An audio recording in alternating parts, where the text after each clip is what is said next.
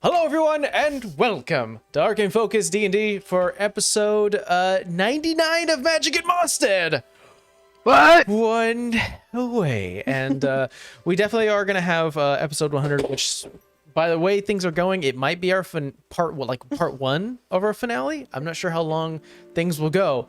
But regardless, we're right around the corner, and because of that we are going to take more than likely an extra week break just for me to set up and for us to do personal life stuff and things like that. So expect that sometime in the future. I don't think we have any announcements, do we? No, I mean, you already gave it.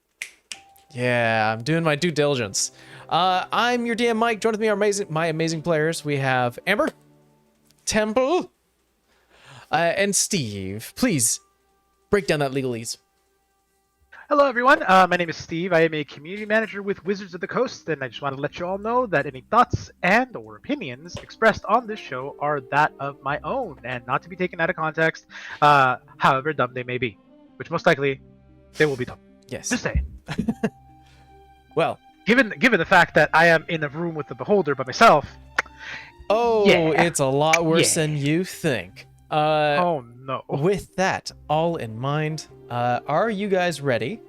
Well, I try to stall to get an image to share with you. Are you guys ready for a quick recap? Is anybody ever truly ready to face a Beholder by themselves? Oh, it's worse than you think. Oh no, pain. Let's start with a recap. Emerging from the library's secret scrying room, the party heads towards the stairwell that leads to the third. I know you want to tell the story with me. He knows my pain. Yeah, he's getting excited. The moment I come with energy, he comes with it, and I like it. Oh, hell, level 1 human. The party heads towards the stairwell that leads to the third floor of the Evergraze Flit Castle. Using a combination of Savannah's finely tuned ears and Rowley's weapon expertise, the party was able to bar the second and third story stairwell doors, locking those within. And of course, with each member, each member of our party here was able to climb, jump, and backflip their way onto the third story balcony. Their curiosity leads them to a museum where necromantic vases were found. Old, helpless spores creatures were finally allowed to rest, and a strange painting of a black pyramid, white void, and a black line entranced the team. While Savannah and Rowley heard their own thoughts and actions read out loud, Vera was able to communicate with a silhouetted being. More questions manifested than answers, but it was determined that this entity is Evergraze means to free everyone. Notes were found. A fake dreamer book were discovered within the once owned bedroom of Oliver and Olivia Blake. Along with that, also 3 powerful elixirs were taken. Rushing to the 4th floor, the party finds a sacrifice room, aka the absorption chamber, as it's been labeled, as they watch Garwin Kem is brought over a arcane symbol and is eviscerated, turned to dust, and fed to the circle. Next in line was the unconscious body of Ruby Blair. Savannah and Vera dimension door behind the glass wall, and all the while, Rowley sneaks towards a sleeping owlbear, only to find his attack was not to connect, as it was an illusion, as a total of 11 eyes, one larger than the rest, were waiting for them all above the room's entrance. We right now join the party, and I'll go ahead and reassess where we were. Pain. Vera and Savannah are currently beyond the glass door at the end of the room, past the majority room that has sort of the unleveled floors. You are standing outside of the arcane symbol, Savannah and Vera, looking at what looks to be a glass cylinder with a steel table or bed in which a unconscious Ruby Blair is eyes closed and just completely still. You could just see the breath and the chest breathing and heaving as she takes breath. There is the dulled now arcane symbol on the bottom that indicates that it is inert but can be activated at any time, as you just saw with Garwin Kem. There is a rail system above this sort of sort of like there's a bit of machinery that almost drags the glass cylinder, the sort of this containment unit, and sort of drags it into another room and sort of brings out a new thing. So you get a sense that there is sort of machinery working here. Both of you warp here just as Rolly takes a swing right through an illusionary snoring and breathing and sleeping owlbear that starts to dissipate. Rolly, you feel tingle at the back of your neck as almost a gaw can reach your ears as you turn around and you see a milky white, almost greenish in hue eyeball. Just large as it opens up. This sickly overgrowth. You can actually see like moss hanging out a lot of its tendrils and stalks open up as even then skin and eyelids pull back to show 10 other eyes lifting. The creature itself floats in midair as its jaw drops down and is caught by nothing but like growth and fungus and sinew, just and rows of sharp teeth as you see what looks to be an overgrown fungus-infused beholder. Let's show you where you guys are as this creature descends down.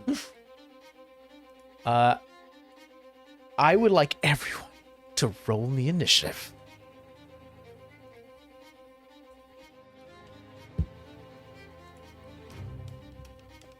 Don't like it. Lovely.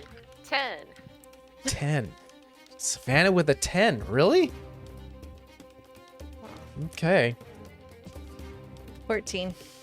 14 for you. 17 for Rolly. Highest one. I don't roll high for initiative normally, unless the dice is That right. is true. We've come to learn that you don't roll high for initiative. I don't have anything to I add. didn't realize this is the die I hate, so this goes away now. So, right now I am just organizing. Perfect. First to act is actually the beholder as it got a sneak round on you.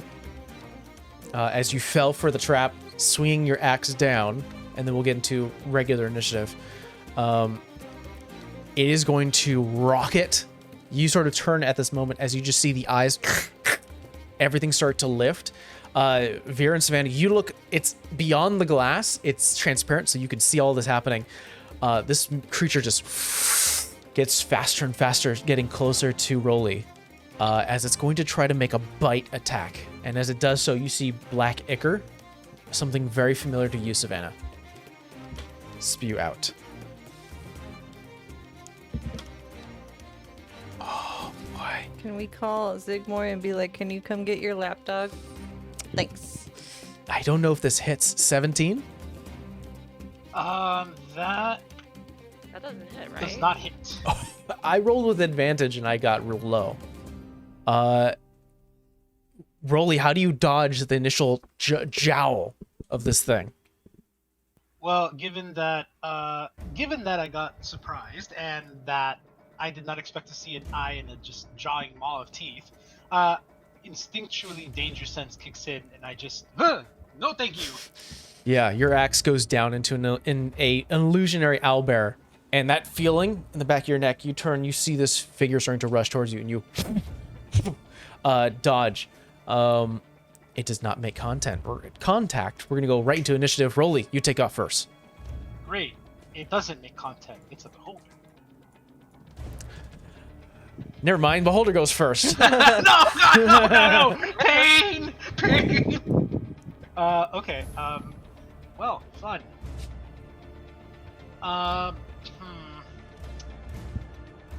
Okay, I think I'm just gonna do the safest thing I can do. I'm gonna go ahead and go into range. Okay. Don't forget to move your mic a little closer if you can. Sorry about that. Yeah, I'll go ahead and activate rage. And I would like to go ahead and take a swing. I believe, by the way, before I proceed, we have taken a short rest. You close drank. I believe you drank the elixir, which Right. which Yes, gives you the benefits of a long rest, except for the health. The only thing you had to do was spend hit die, so allow you to spend hit die. And I got, yeah, I was good with that. Awesome. Great. Yeah, I would like to go ahead and enter rage, and then I would like to proceed to hit this thing.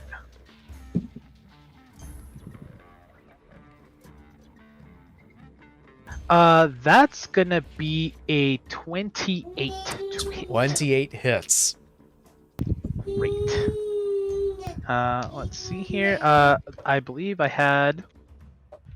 Let's see. My Lady Luck is set to fire. Okay. Yeah, new upgrade of Lady Luck. Fantastic. That's gonna be 21 points of damage. 2 of it is fire. Got it. Okay, 21 added fire. Start to lick up this huge circular body. Numerous growths and fungi get slashed off.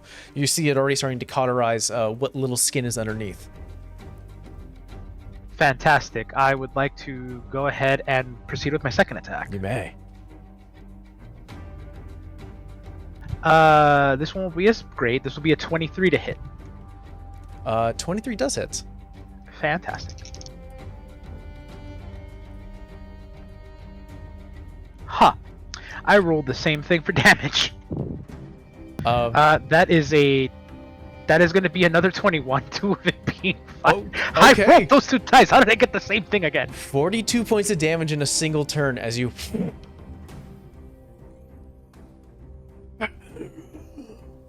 Okay, let me swap these out. It's still big, but I don't know. That was kind of weird. It rolled the same thing twice. Like, that's odd.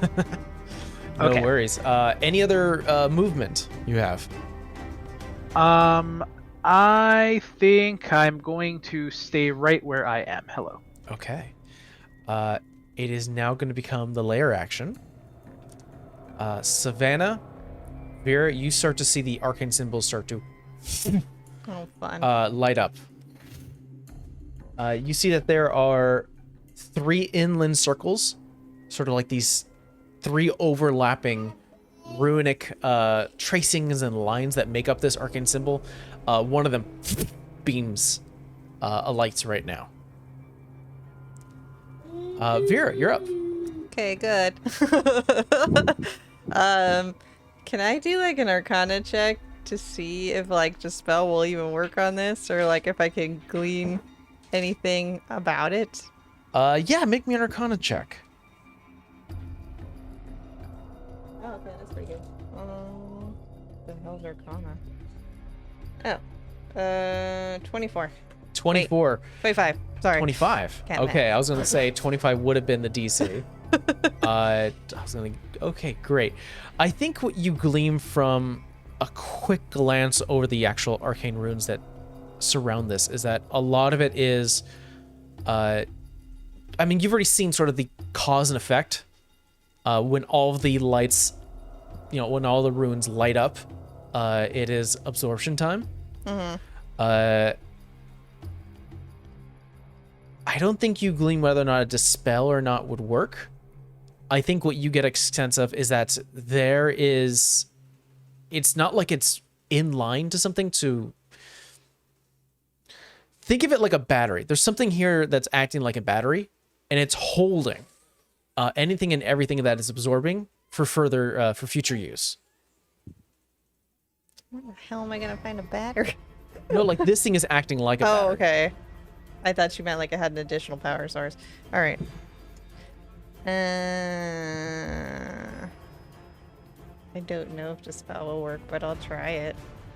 You're gonna try to dispel? Yeah.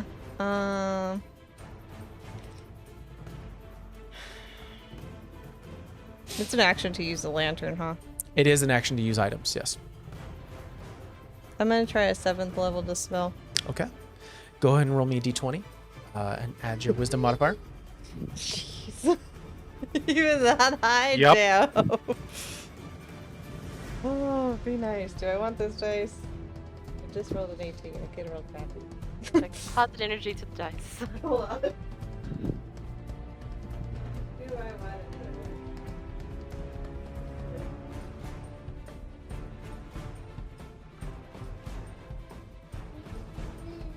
It's gonna have to be this one. You said if I win the pod, right? Maybe we'll pause and we'll put this kid to sleep. Okay. Be right back for a baby break. And we're back. Sorry about that. Back to Vera. Vera, it is your turn. What do you? So you've done your Arcana check. Wait. I gotta roll. I went and got my good dice. Yeah, you have to roll a d20. Add your wisdom modifier. Good dice. Nice. Okay. Hold on, wisdom modifier. I think I should know that by It's now. plus 5. 23. 23. You see one of the tethers that keeps this arcane symbol alive cracks. It doesn't seem like it seems like it requires 3 dispels for it to actually fully be gone. Almost like how strong a teleportation circle is upon a ground where it's been casted upon for a full year. Same effect. That's my action. Bonus action. How far am I from Ruby? Like, you have to be, like, from my understanding, you have to be in whatever this tube is to get sucked up, right? You have to be standing within the arcane symbol. I'm wondering if I can move in and move out. That's my issue with She's this. currently suspended, I would say about 5 feet off the ground, in this glass tube. Yeah, I want to know if I could face step her out of it. I think If I have to touch her, I don't think I could get my hand in doesn't there. say you have to a creature you could touch. Oh, hold on, let's see. Semantics now. All right. I don't typically make somebody else move, so that's why. I know your Fey step ability has that feature, but it depends on the wording. I have to read through the novel.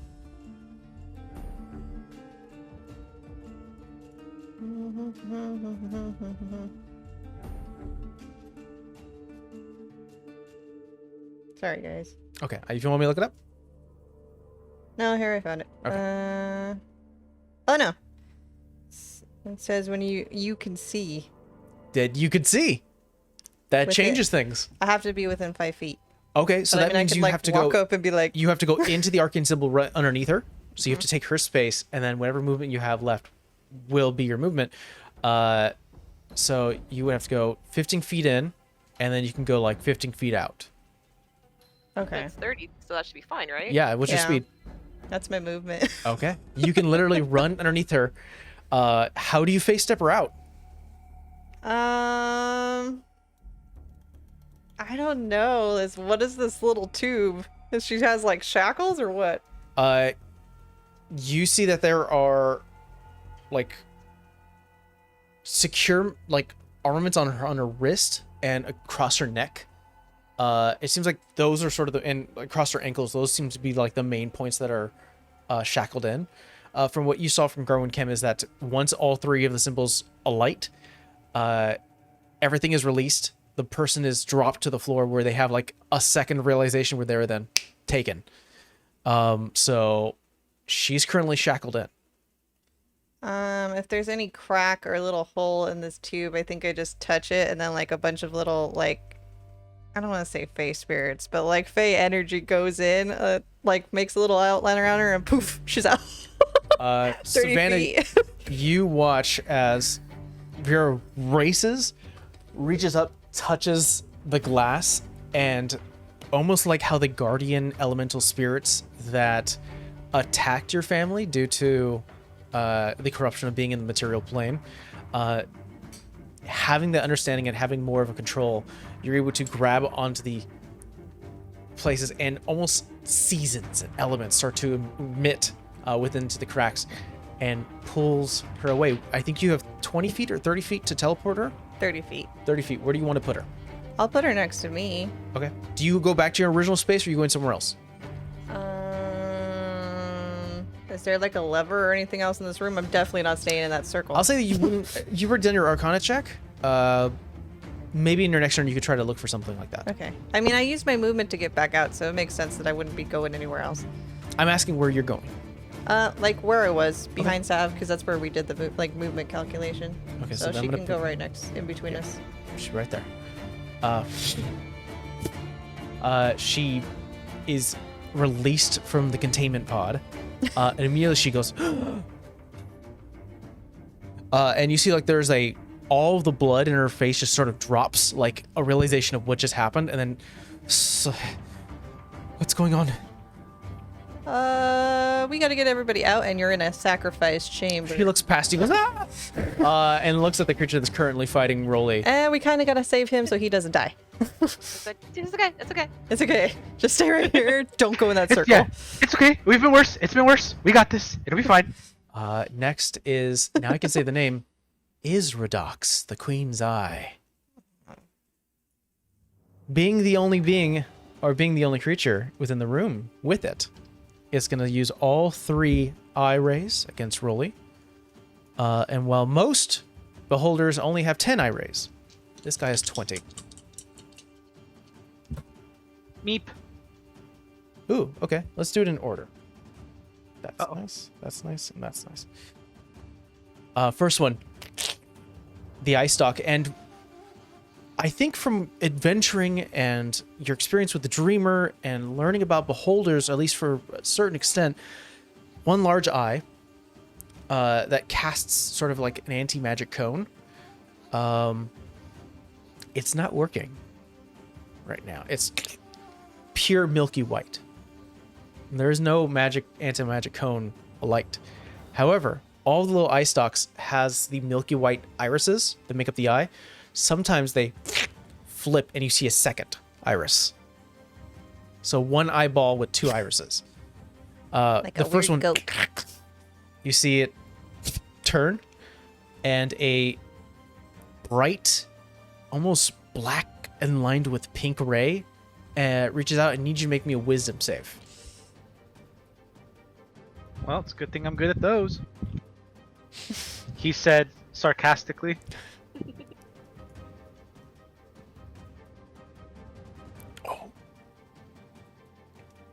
I don't like the. Yeah, that's a 4. 4. You don't want to hurt this beholder. Oh. It's only a promising freedom, and you are charmed by it. Doesn't mean you're going to, like, do whatever it says. It just means you're not feeling up to fighting this thing. And your shoulders slump a little bit. You get a little more relaxed. That rage within your chest is still burning, but starting to disperse. That was until the eye turns, and I need you to make me a charisma save. All right, I'm great at those. Like it doesn't. I'm the most charismatic. Doesn't he he get said- attacked? Then he's no longer charmed. Sarcastically. We'll see. That is going to be an 11. An 11. What makes more fun and sense? Roll me a d20. 5. Perfect. You are dimension doored Bye bye. into the tube that Ruby was once in. Oh God. And use your Uh oh. Meep. I have to look up the Wait, what's up. can I see this? Can you see this? Yeah, can I see that happening? Yeah. Can I counterspell? It is not a spell. Dimension Door is a spell. It had the same characteristics of Dimension Door. However, it's not casting a spell. Okay, it's an ability. There has been discussion about whether or not you can dispel or counterspell specifically a beholder's eye beams. Unfortunately, it's not casting a spell. Okay, It has magic-like qualities. I try. You tried. I like that. It's, let's see here. I'm gonna look up the specifics of this ability, and just to make sure I'm doing everything right. Good thing is, I mean, we got rid of one ring, so maybe it won't fully work. I mean, can you phase step again? The third I-beam cannot reach you as you are now past the glass. So you don't have to worry about that one. Yeah. Savannah, you're up. Okay, that changes stuff. How high would be the chain, or how high would it be for me to get on top of the tube? It is, so 5 feet off the ground. The actual tubing is about 10 feet. So about 15 feet, and you have arm reach to hit the chain. So 15 Can feet. I jump to grab the chain? You have a climbing speed of 20 feet. Easily enough done. It's not like a smooth glass. There is like almost brass holders that keep everything steady. I'm gonna try to climb on top of the tube. My goal is to find if there's like a seam anywhere. Oh, there is a seam in the glass where whatever mechanic is installed here would open up at the last second to absorb the victim. So the seam's at the bottom? It's more like it's on the side, and the actual contraption drops you. Okay. Oh, you said contraption. Is there a possibility I could try to pick it? Yeah, So you get it can open. try. I don't know if I like how you say I can try. You can certainly no. No, No, you can try.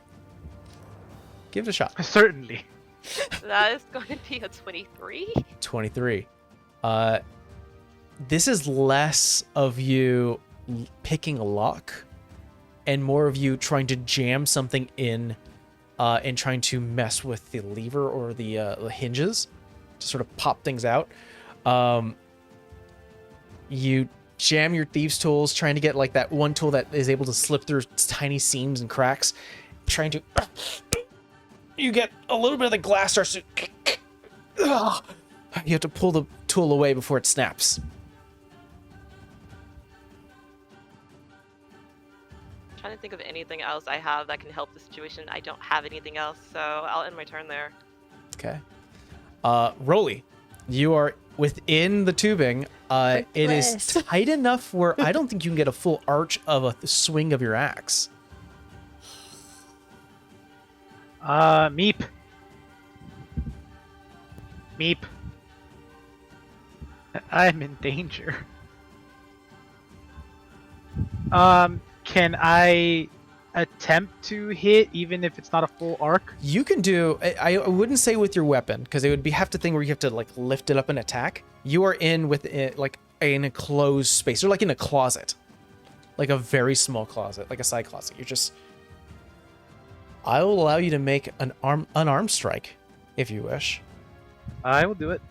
Maybe doing a what is it? I want to say Buffalo Bill. I'm not sure if I'm saying that right. It's been a while since I've watched the movie. Sort of like the punch or headbutt. Yeah. Yeah, I'll give it a shot. Make me an unarmed strike. And you have multiple because you're barbarian. You're raging. That is going to be a 15. Does hit. Not hard to hit what's in front of you. Do some damage. Watch me miss anyway. It's less of you missing and more of you not getting the momentum enough to do some solid damage. It's a D6, right? No. So unarmed strike is 1 plus your strength modifier. Oh. But I believe with siege weapon you do get to add a D8 Ooh. because you are a siege weapon. Well, where's my D8? I just pulled it out. Here it is. Yeah. So I think you have a strength modifier of 5. So it's going to be 6 points of damage plus Plus 5. 5. So that's 13 points of damage. I think it's 11. What did I say? 6 plus 5 is 6 plus 11. 5. You're right. 11. Ugh. So yeah, you see hit everyone it sees for the 11. door. I'd like to do this I'd like to flavor this in a way where if anybody has watched like any of the without saying the names movies, that are popular in mainstream about dinosaurs in a certain park. Hmm. You know, catch my drift. I'll punch the thing, and I'll hit it hard, and it'll start to like almost vibrate because of the impact, and it'll be like the footsteps that you can when you see the water just kind of like Yeah. the surface of the water break, like doom. I've seen Jurassic Playground. Yes, we'll go with that. Yes. So I'll hit it once. That'll happen. I'll go ahead and hit it again. 23 to hit. 23 hits. I will go ahead and roll a d8. Okay, it's now it's going to be 13. It's 6 plus 7. Okay. All right, so we've got 25 points of damage so far. Sorry, 13 plus 11 is not 25, it's 24. 24 points of damage so far on the glass containment door as you you start to see the cracked spider start to elongate and starting to get weak in the area that you're punching. It hasn't released you yet, but you've done some serious damage. Great. I will not want to waste anything else at my turn. Hopefully I will live to see another day. Layer action. The second series of runes light up. Meep! You get a sense that by the next time the last set of runes light, absorption time. Meep! Vera, you're up. No pressure. Do I see anything around here that's like an off fucking switch? Roll me a perception check. God. Okay. A lot. Oh, okay. Sounds like it's still 11, right? 27. 27. You see beyond the glass, on the other side where you guys originally were, there does seem to be a switch or a lever next to this pillar. Of course it would be on that side. So I'm gonna mark it here. Yeah. Just a little line here marking the lever. I won't count that as your action or bonus action or anything. That was you just quickly looking around, finding that. I'm thinking. You see Rolly. Meep! I'm like, would a bear understand if I bamfed her over there to turn the lever down? It's less of a, it's more of a familiar. It's smart. Yeah, but I don't think I think I have to summon her next to me, no? Or is there a distance on it? Find familiar, I believe you have to summon it. Let's see.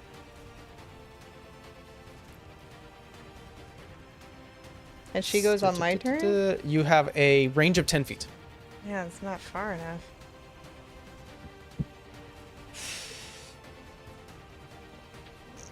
I'm just gonna try and dispel another ring. Oh, it says here, whilst dismissed, which you have dismissed it in the past, you can use your action. So you would have to use an action to make it reappear within an unoccupied space within 30 feet of you. If you were to have Lila reappear, she would have her own initiative, and then she could take actions on her turn. Still too far. And if she's out of initiative in a time, then Rolly's gonna be screwed. So. Meep! Don't worry, guys. No pressure. No pressure. Can't like pop you out of there, but could I technically banish him and then in banishment? Would you technically banish him? No, I said could I banish Rolly and then like choose to end it? Would it bamp him back? Yeah. If you want. I just don't want him to bamp somewhere else and then be like not come back. I mean, I would like to appear somewhere other than where I am right now. That'd be great. I'm just debating whether it's worth the dispel or it's worth just to get you out of there. Because, like, I don't know what disabling the second ring is going to do if it's successful. Fuck it, I'm going to try banishment. I'm just going to tell Rolly, just let it happen, okay? Wait. You mean the thing? No, get me out of here! No, not that. You're just going to go bye-bye for, like, a minute. I'm confused. Okay, thematically, have I ever seen have I seen Vera? Sorry. wrong campaign. Have I ever seen Vera Banishment? cast Yes. Banishment? Yeah, It's Lots got of times. a few times, yeah. Okay. So then it'll at some point it'll come to Rolly like, oh, that. I don't know how I feel about this plan, but okay. I mean, he's native to this plane. He's gonna bamp somewhere, and then I can end it, and then he'll bamp back. Says But the not back DM. to the tube, right? Yeah, not. Oh fuck. Is he gonna That's go what back I in was the trying tube? to say. I thought it just bamps them random. No, it's back in the position. Okay. Hey, I have an idea. Hmm. Maybe we could hit the thing. You know, like a. You know? I don't know if it's not my turn, so. What you want to do, Vera?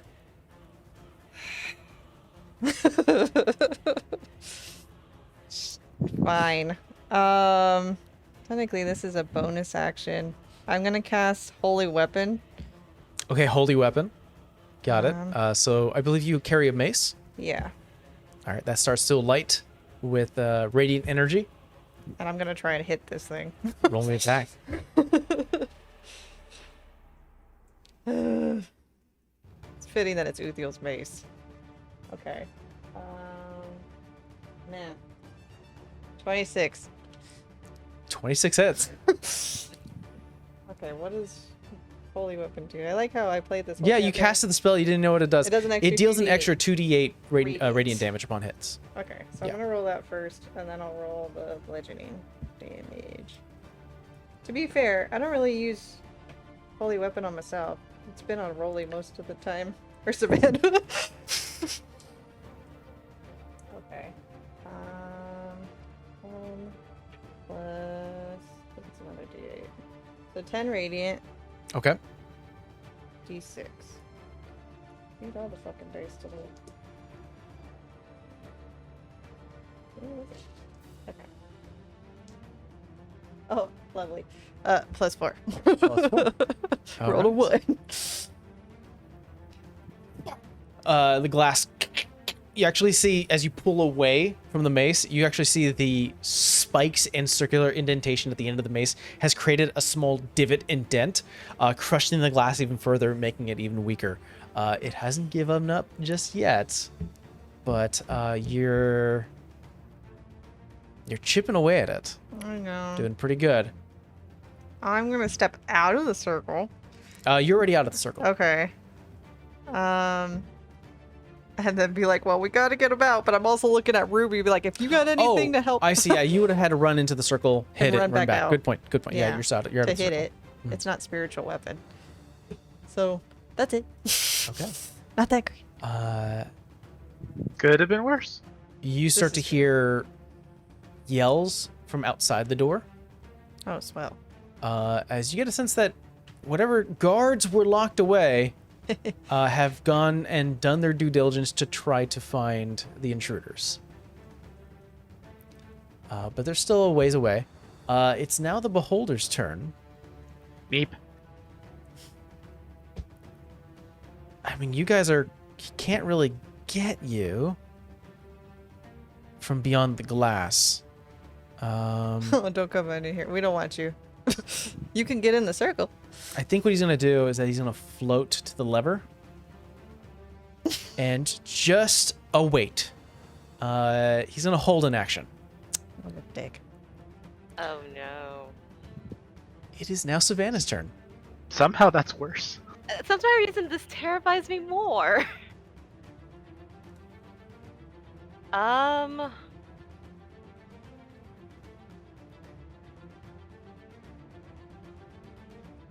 You have a dagger that dispels, right? No. I thought you did. No, I have a dagger that detects magic. Oh, right. Fuck. I mean, I want to get Rolly out the tube, but now that the boulder's at the lever, I don't trust that either. How far do you have to be to suggest? I was thinking that.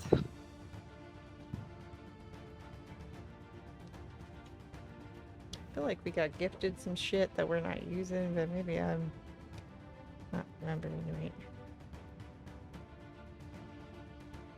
Huh. What else is in the room with us? Can I look around the room? Yeah. What you can see are obviously the Arcane symbol at the floor, Rolly currently within the tube, the chain that you've seen on the top, sort of like it's embedded within the ceiling, goes down this walkway and disappears out of view. And then you see almost like a circular chain. There's another pathway that leads here. So the chain does travel down. You could burn it. You heat the metal. It's like this thick metal chain. I wasn't thinking the chain. I was thinking about doing firebolt on the glass to break the glass. That too. Either way, both. If melt I with was heat. trying to hide from the beholder, is there somewhere reasonable to do so? Ooh, We say through the viewing you would window. probably have to maybe go down this pathway here, to break line of sight, because this would be considered a wall, for it to not see you.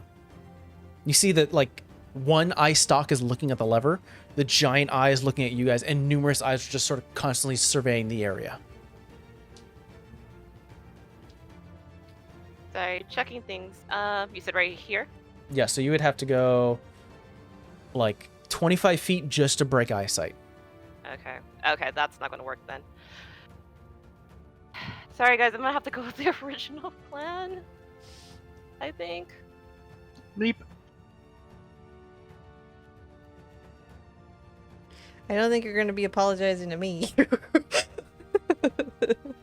Meep. I'm trying to think. I am in danger. It's not very often that I'm able to I'm trying to cause think level what- 20 characters to sweat. If you suggest, I don't know. We could call Zigmoy and be like, Okay, yo, so here's the thing.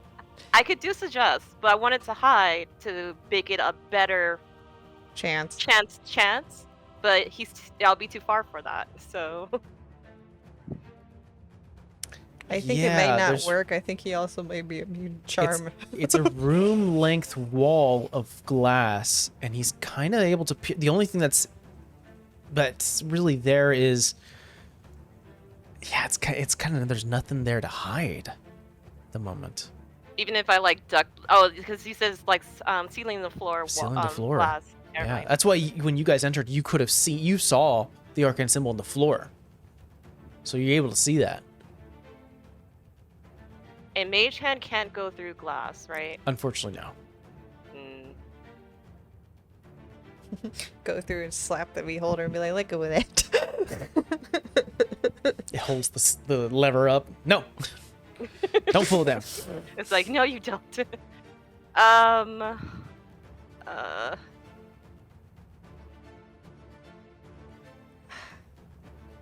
I really don't know what to do. I mean, you either heat the chain or you heat the thing. You have to get him out somehow. He's also fire resistant. I know, I'm not worried about that. It's more of what's going to happen if I get him out.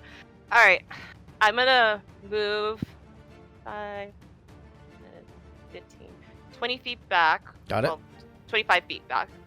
And I'm going to firebolt the tube, hopefully, and kind of in the area that Rolly's been hitting. Go ahead and roll me attack roll. Attack roll. Dirty 20? Dirty 20 hits. Roll me damage. I'll just do it here because I don't feel like pulling all this out. Did that go? Yeah, good. 9 points of damage. Was that only 1d10 or 3? That was 3d10. That was a 4, a 3, and a 2. Lame. Alright. Let's see. That is going to be. That's why I don't roll in here. You release this ember and ash and flame-covered cat claw. Strikes and almost pierces a little bit of the glass and tries to melt and do as much damage as it can to the glass. When the spell finally dissipates, Rolly, you can actually breathe fresh air as air is actually rushing in through the holes made. You are still contained, but it's on its final legs. Get me out of here! And now you can hear Rolly instead of the muffled sounds he's been yelling. Help! Help! Any bonus actions or rest of your movement? I'll throw a dagger at it. Okay, you can do that. That's going to be 18 to hit. 18 hits.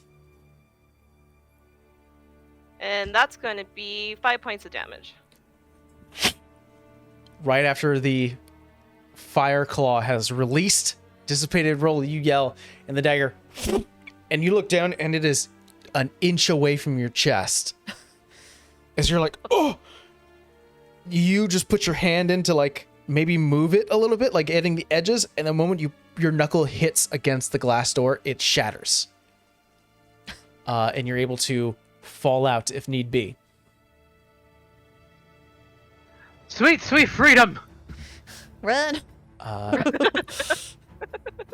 After Savannah's turn, Ruby is going to go against the corner. Not want to handle any of this. Be like, if you can be useful and get the other ones out, that'd be great. Well,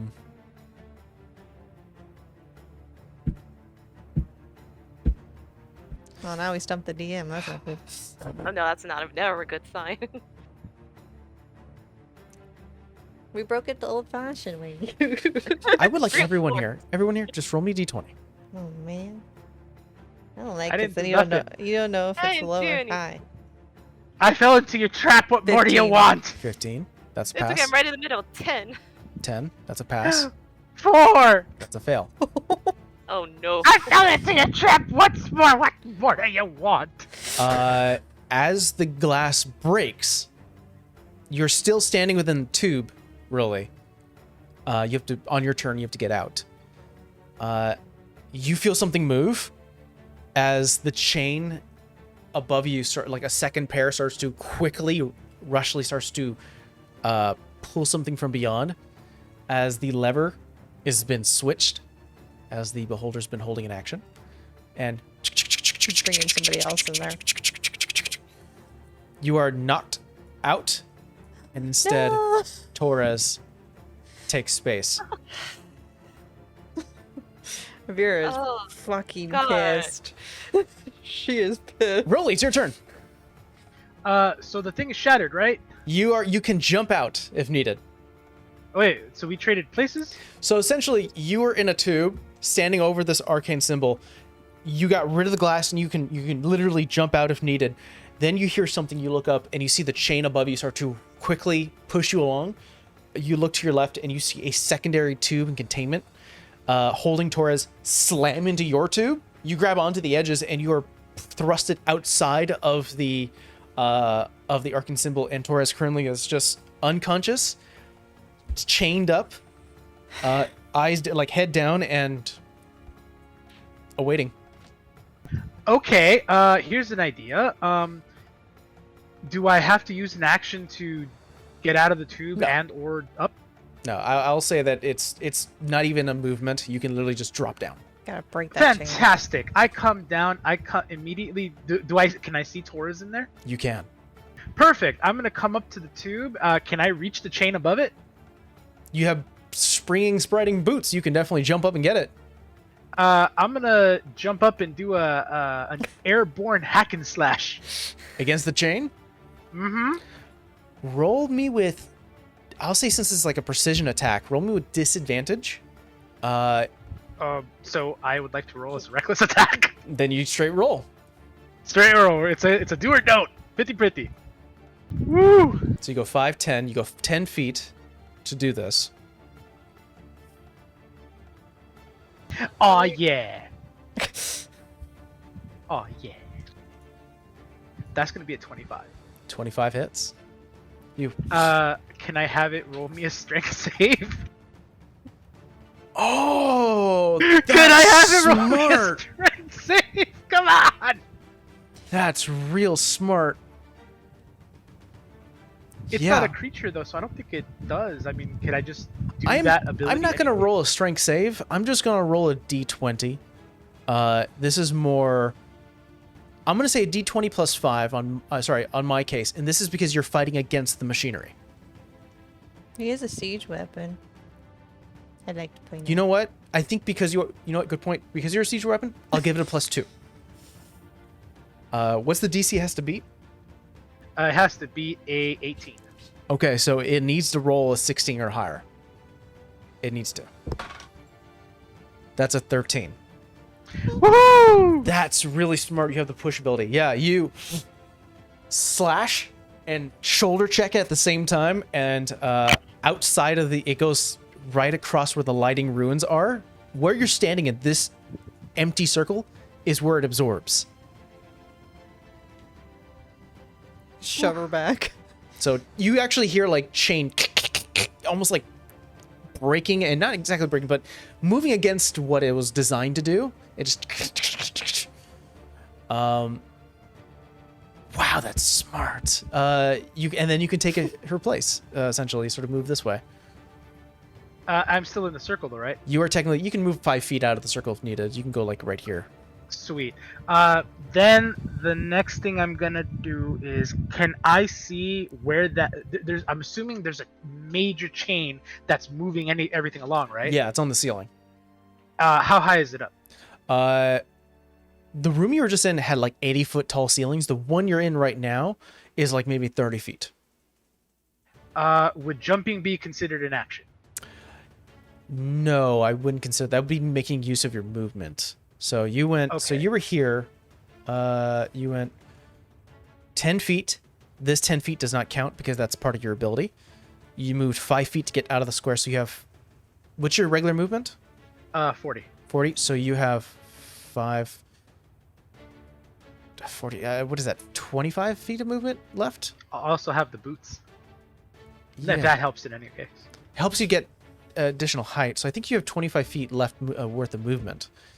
And because, hold on, let me get a jump calculator because I think you might be able to do this. This is getting real in there. So we get for being level 20. We got so much shit now, It's really cool. and we're still lost. So you have boots and spring and spriting. Yes, you do. You have a, what's your strength score? It's a 20. 20. You did have a running start, which is 10 feet of movement, which means you can reach up and grab something that is 34 feet off the ground, meaning you definitely can swing and hit the chain. I would like to do that as the rest of my turn. Jump up, axe out. You can't necessarily.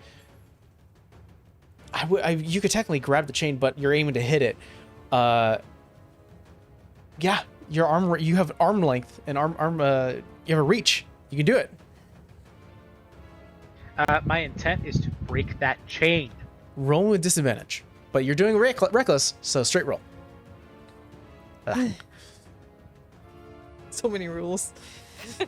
D&D, guys. We're working. It's all working together. It's all These are 23. 23 hits. Now these are heavy steel chain, but you are damaging it. So we'll see what occurs.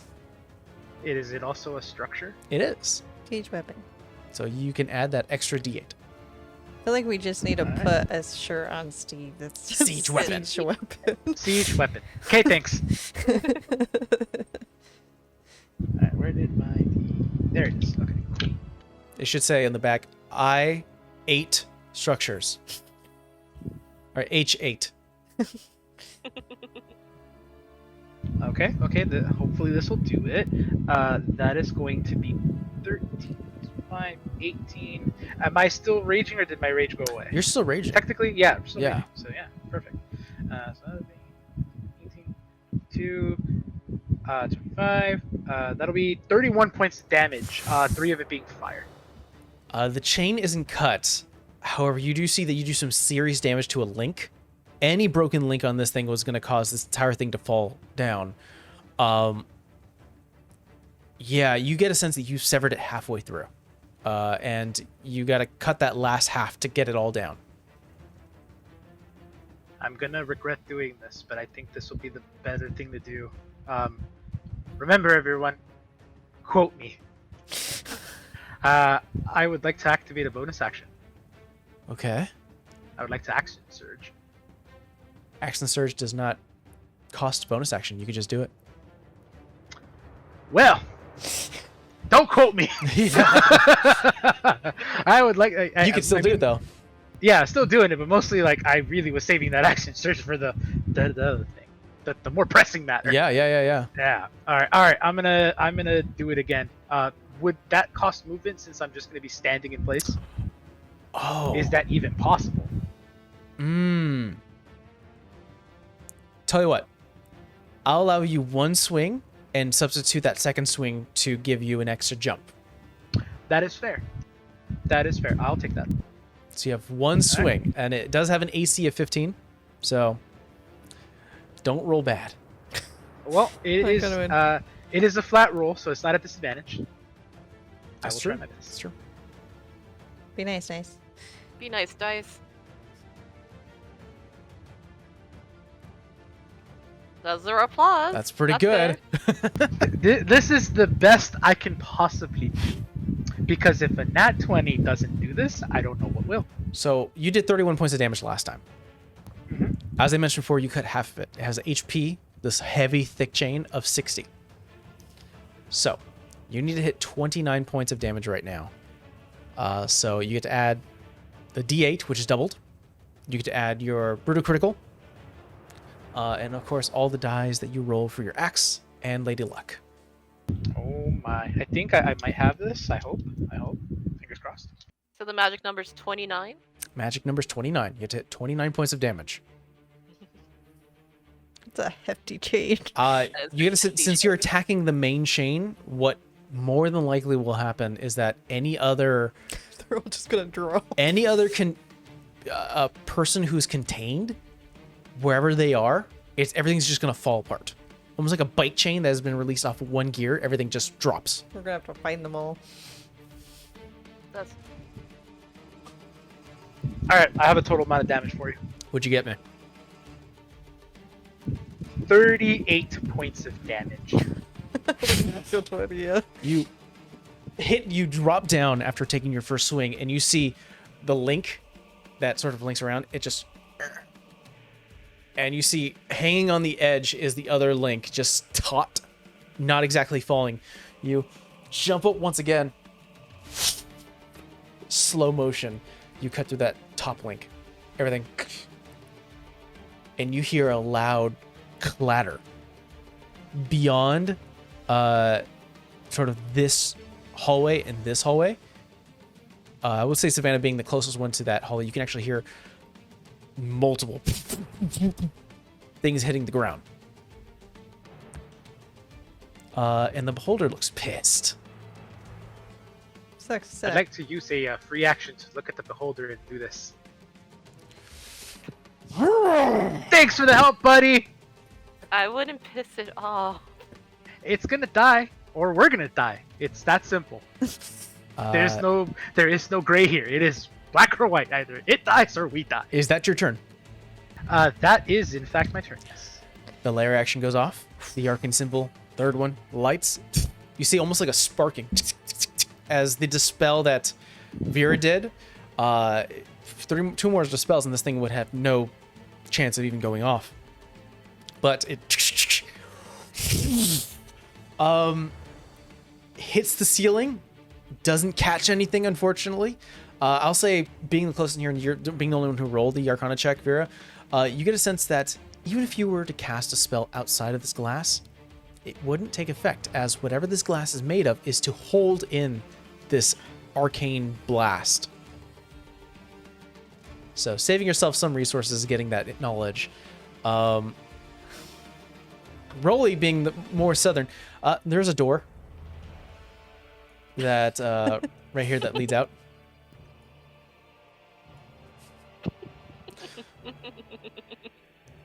Layer goes off. I'm not going in there. No, but I'm pretty sure he can go in here. You see. We need to start opening capsules. Oh, did I not add it? Well, that's fine. You see.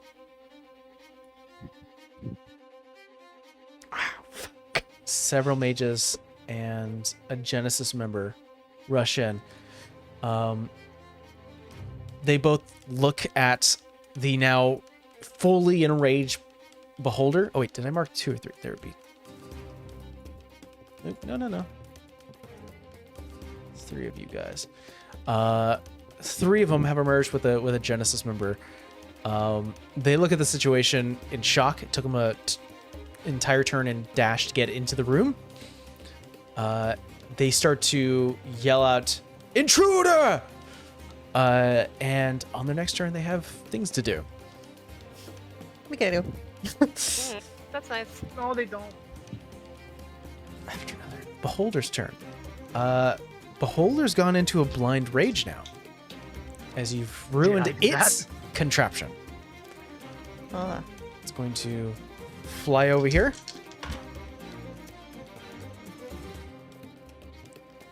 It needs a particular I-beam to break through this glass. See if it rolls it.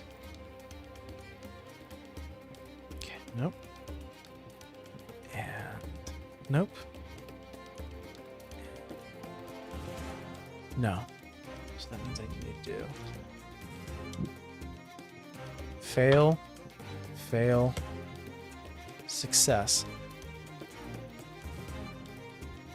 You see the eyes start to all 10 stalks and 20 beams on opposite ends go out in a glorious display of colors. Some of them leaving marks, some of them leaving arcane residue, some of them actually connecting with some of the mages behind in a blind fury. This one is afraid. So I think I can actually add an effect. What's a good fear one? Sure, that one's afraid. This one is. This one success. This one saved, and this one is blind.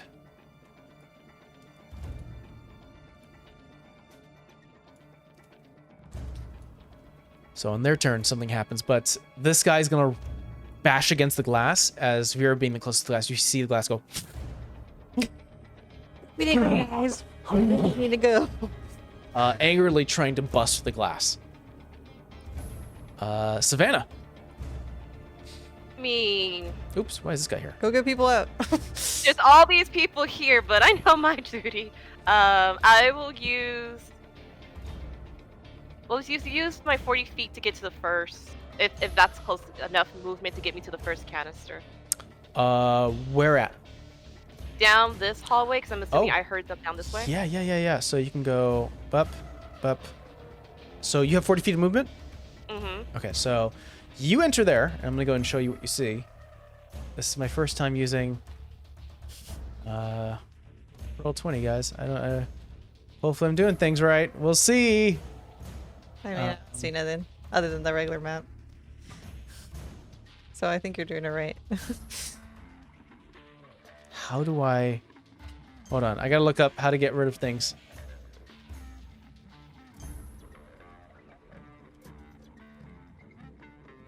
I still miss Astral. I got used to that. I know, me too. How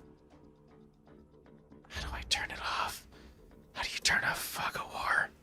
Oh, it's in the gear icon. Okay.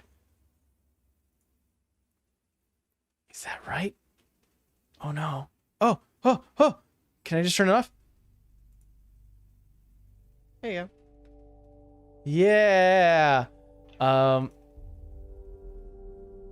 Perfect.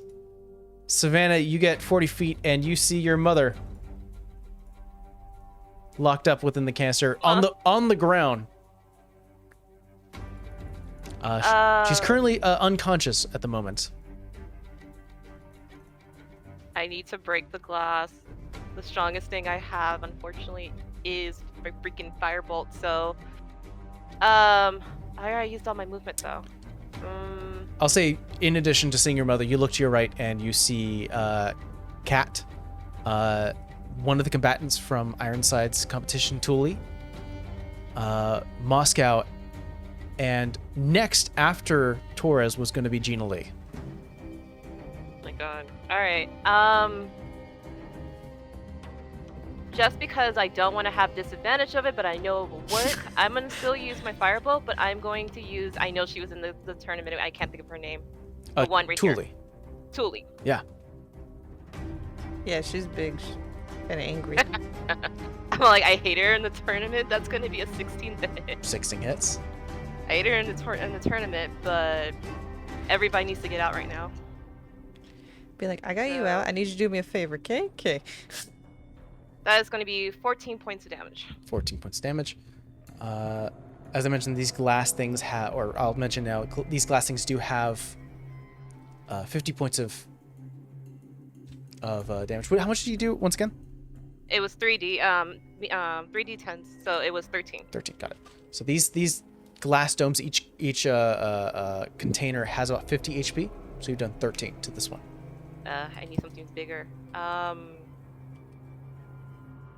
Same thing as last time. Throw the dagger at it. Just add more damage to it. That is going to be 17 to hit. Hits. Roll damage. And 6 points of damage. 6 points. Additional 6. Hey, it all helps. And I'll just kind of put my hands on it. It's like, Mom, I'll get you out of here. You just see her breath. As all that she can do is she's currently in this sort of arcane, unconscious state. I'll say that being this close as well, you don't see that she's been harmed, like physically. There's no bruising or cuts or signs of damage. You get a sense they were taken and immediately put here and put under slumber. It doesn't mean that there isn't probably exhaustion. A body needs stuff to be at 100%. And yeah, you get a sense that this thing is draining it slowly, and the final take would have been the circle. So, damage done. Pretty good. After Savannah, it is going to be Rolly. I think Ruby's going to stay where she's at. That girl needs to get up off her ass. She needs she needs to help. You want to tell her something? Yeah. Yeah, I've been telling her to help. What'd you say? I was like, if you can help it anyway, when Rolly was stuck in there, she can at least go help Sam to get some of these guys out. If she doesn't want to deal with the beholder. I don't think you've actually had that conversation. I think you were just telling me. No, she did say help. Yeah. She did tell Ruby, like, help if you can. I heard that. Oh, I must have missed that. Sorry. We're gonna need all the help we can get right now. Like, go I think if you did make Savannah. that mention, I'll have Ruby use her movement and then dash. So. I mean, like, I know she doesn't want to go up against the beholder, neither do we, but like, she can go help Sam. So she'll get to here and offer the help action. Next time it's Savannah's turn. So Rolly. Great. I would like. Okay, how about this? It's for simplicity's sake. I would like to spend the rest of my turn getting Torres free out of the tube and tell her, help, there might be more back there. Help anyone you can out and prepare for a fight. Okay, so first of all, you got to break through that glass, I think. So go ahead and make an attack. Yeah. Because it is technically prone and on the floor, you have advantage.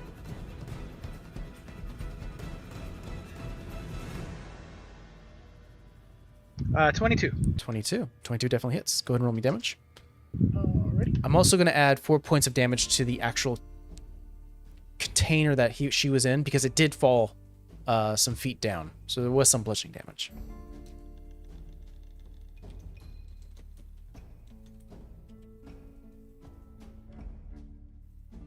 Uh, 27 points of damage. Okay. Some solid damage. It's still holding on, but you've gotten over halfway. I'll chunk at it again. 27 is really good. That'll be a unnatural 20. A natural 20 hits. All right, here we go. Where did my D? Where did it go? All right, here we go.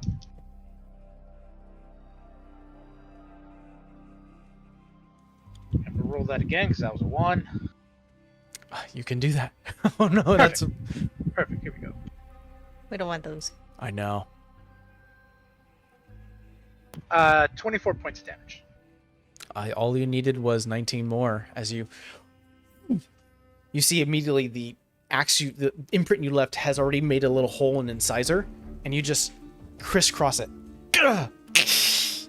As the glass is broken and the arcane enchantment is dispelled due to that, Torres goes, "Fuck!"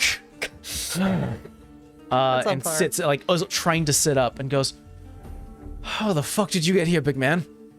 Torres, no time to talk. More people captive behind you. Go and help them and prepare for a fight. We've got company. And I point to the beholder trying to break through behind us. Who the fuck's the ugly one? Now! You got a weapon? As I'm trying to instill a sense of urgency. She looks around immediately like, I got have a weapon? long sword. She looks at you. Oh my god, bitch. And on her turn, she'll do something. Great. Then I will use the last of my. The last thing I'll do for my turn is I'm gonna move over here and I'm gonna brace for impact. Okay. Getting ready for that. After Rolly lair action, the arcane symbols that you're standing on that affect the circle behind you, Rolly, one of them. Oh no, the switch wasn't pulled. It's not going off. No, he got angry. White hot rage. Yeah. Rage. Yeah. Vera, you're up. So, to my understanding, magic cannot go through the glass. Yes. You get a sense that this is probably enforced glass that can withstand if anything were to go wrong within the circle. So anything with arcane matters. I'm torn between trying to go help and then trying to dispel this thing again because I know it's gonna keep getting on our way.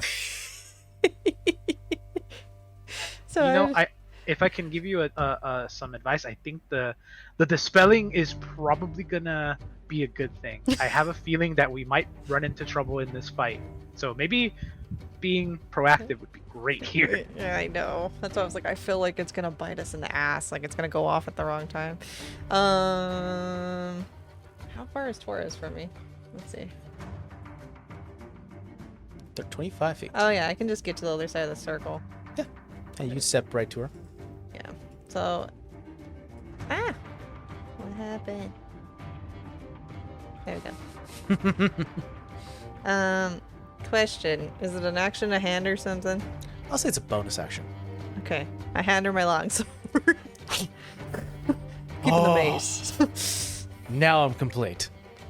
And I will dispel again at a 7th level on one of these rings. I will say you don't have to spend such high levels to dispel. You're gonna have to roll anyways. Okay, well then a 3rd. Yeah. I'm not gonna be a jerk DM and say, yeah, cast a bigger one. No, you're gonna have to end up rolling regardless if it's large or small. Okay. Wisdom, correct? Be good. Okay.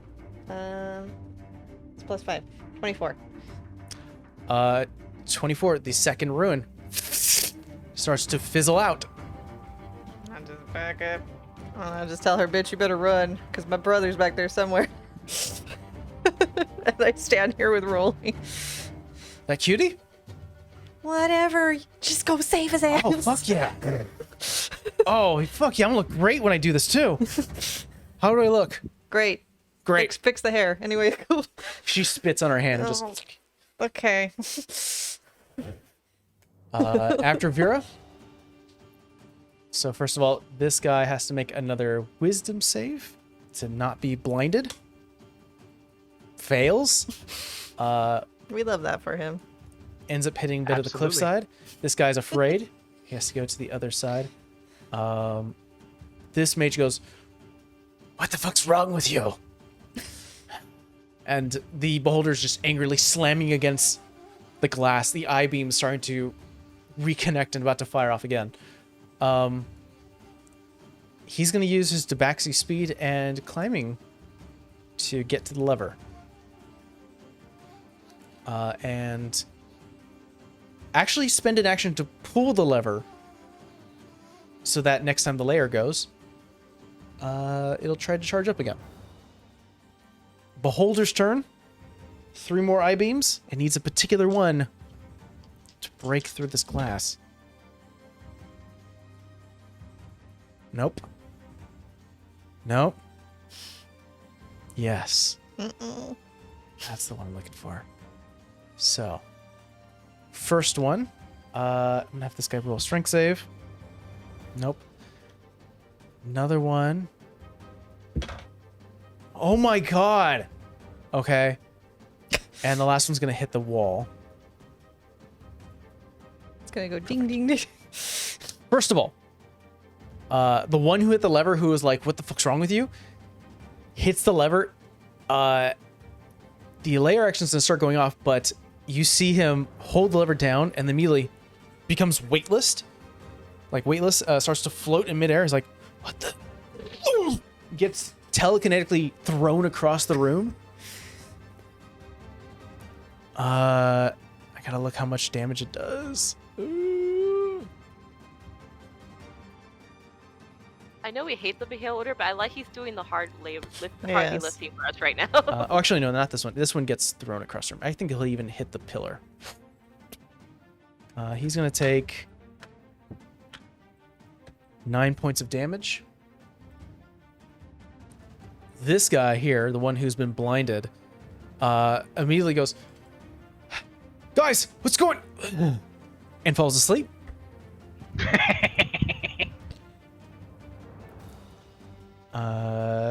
Sure, I'll just keep that symbol. He's asleep now. Finally, You need a nap sometimes. I'm gonna roll 8. Where is it? 8d10. Sorry, 8d8.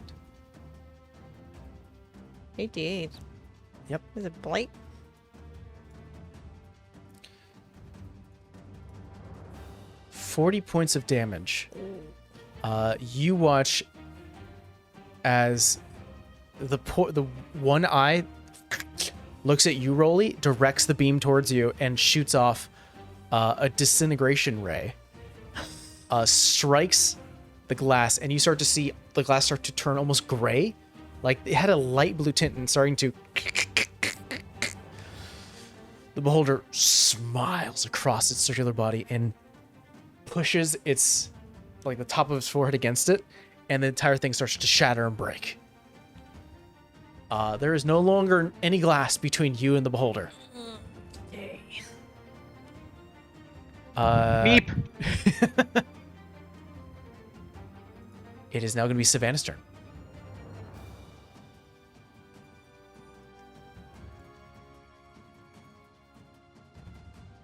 Plan.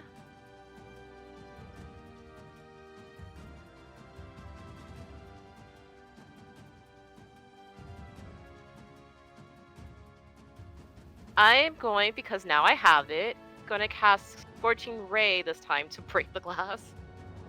Okay. So you get to roll 3 d20s for attacks.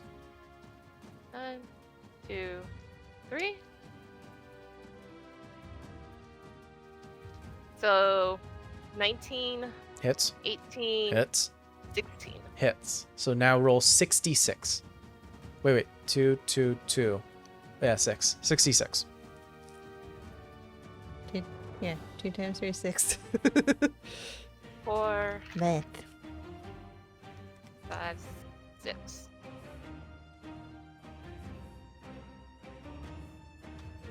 Where's it? 1, 7, 11, 14, 16, 17, 18, 19, 20. 20 points of damage. 3 balls of fire rocket towards Tully's containment container, leaving small cracks on it. It looks like it's about to give. I can say I mage hand. No, I can't say I mage hand back my dagger, can I? The The dagger would still be there. What we'll say, if you were looking at your mother and you saw Ruby to help you, she would have ran and got you your dagger. Alright. Dagger, one more time. Yay, she did something. You would have put your hand against the glass and go, "Give me that." And she would, okay. Gave you the dagger. That's gonna be 13 to hit. Unfortunately, it does not hit. scrapes off the edge. Damn it. All right, I'll end my turn. Rolly. All right, great. I'm going to yell back at Vera and Torres and say, "Move! It's here!" And I'm gonna lead the charge here. Go for it. Scary, scary, scary, scary. I don't like it. Don't like it. I now need to pull up Torres's character sheet. Oh man. I didn't think I was gonna have to use her so soon, but here we go. Hey man, I have a long sword and a fucking mace. You gotta use one of them. I ain't using both of them at the same time. I feel that if there's any time to do this, it's probably now. Yeah, I'm gonna activate Giant Smite. Okay. I think I can do this now. I think I can do this Scared. now. I'm scared. No. Set dimensions. Yes. Yes. Yes, Queen. Giant Smite. Rolly Hey, look at me. grows. Oh wow, big Rolly. Yes. You start to grow in size. The black scales of a dragon start to, like, starting off with red as per your heritage, and then quickly the ember starts to burn away the color. Alrighty. Yes. With that, I'm going to go ahead and attack. Okay. Go ahead and make an attack roll.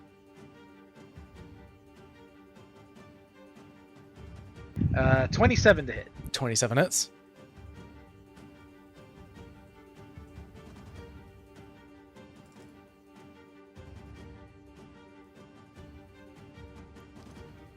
You did 42 points of damage last time, so let's see. Yeah, 19 points damage. Okay.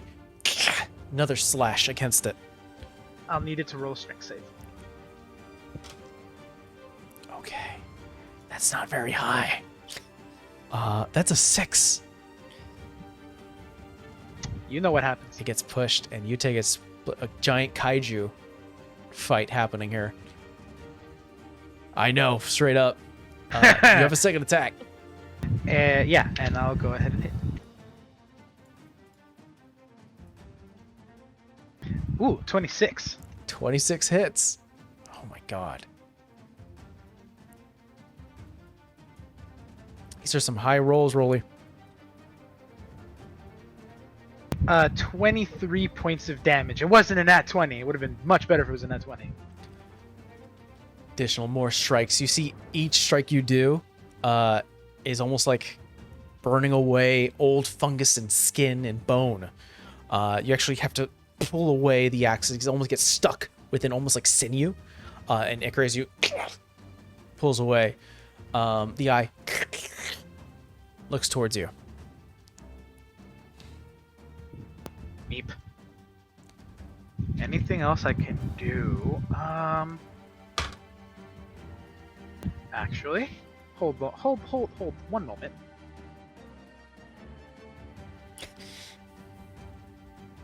One moment. Gotta look something up just to make sure this works the way I want it to. After Rolly, Vera, you're going to be up. Okay. Just to clarify, is there room around Rolly, or like Rolly's taking the spot that's broken in the glass? Rolly's beyond the broken glass wall. And the glass wall has been cracked now.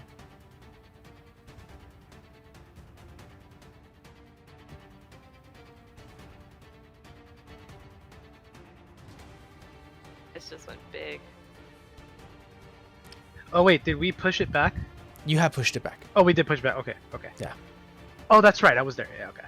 Okay, yeah. Anything else you'd like to do? You know what? Actually, if at all possible, can I move within its melee range? You are within. You had to hit it and then take its space, so you are within melee range. No, I meant like, can I move around it, but within its melee range? yeah, absolutely. Within 5 feet. of Oh, I'm trying to see how you would move past this pillar here. Ah, good point. I could say that you could have Yeah. kicked him like this way, and you could maybe go here if you want. Okay, yeah, I like it. Yeah. That'll work for me. that'll be it for me. Okay, that sounds good. After Roly, one of the arcane symbols upon the ground lights up. And Vera, you're up. I don't know if I should go help Sam or I should. Rolly, should I go help Sam or do you want me to help you? I yell. I'm kind of busy right now. Taurus puts a hand on your shoulder. Vera goes, either you fight with me or you help friends. I don't give a shit. I'm attacking that thing though. All right, have fun. See, you're a lot stronger. The little weenie one that I sent back there with Sav is Wait, not... do I have to go help back there? What am I doing? No, go over there and help frickin' Rolly. All You said right, you all wanna right. get And that she thing. just cracks her knuckles. I'm gonna use our movement to get back there. Let's see, I've left people out. I feel like this is weird in here. Oh, I'm not doing the ruler. Where are you trying to go? So yeah, 20. How much speed do you have? 35. 35. So, 35 there. 10. You can max go like here. That sucks. I don't know what I can do as a bonus action. That's the problem. You know what? Then I'm gonna stay where I'm at because I can't make it and then do anything. I am going to try... How close do I have to be? It's a better question. One moment. Oh, I'm in range. Can I cast Banishment on the beholder? Sure. Yeah. What kind of save does it need to make? Charisma. It's gonna be a 27. Okay, worth a try. You release the spell. One of the eyes looks towards you and almost absorbs it like eating. Ew. That's gross. Okay. So that's your action. Any movement, bonus action. Yeah, I wanted to see if that was gonna work, at least try it. So I will move my 35 feet back that way. So not used to So roll 20 here. anymore. Okay. And that'll be my turn. Why is it being weird? It keeps making me select, but not... Mike, just move me. Okay, I'm like, what's going on here? I don't know, it's not letting me move her. Here, how about this? I'm like, normally I think as you created your own little thing. Oh. So can you move this character? Yep. Okay, move him. Go ahead and move him here. Oh. Yeah, you're good. Right here or right there? Right there is fine. Okay.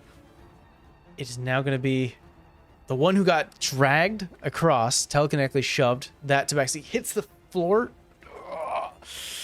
All right, you damn lookout. I'll say in the intermediate because I forgot all about him. The Genesis member being the only Genesis member and not part of the hired Striped Blade clan, actually leaves the room. Fuck this, I'm out. I don't blame him, that thing's huge. Other plans for him. In the medium, he's gonna get up.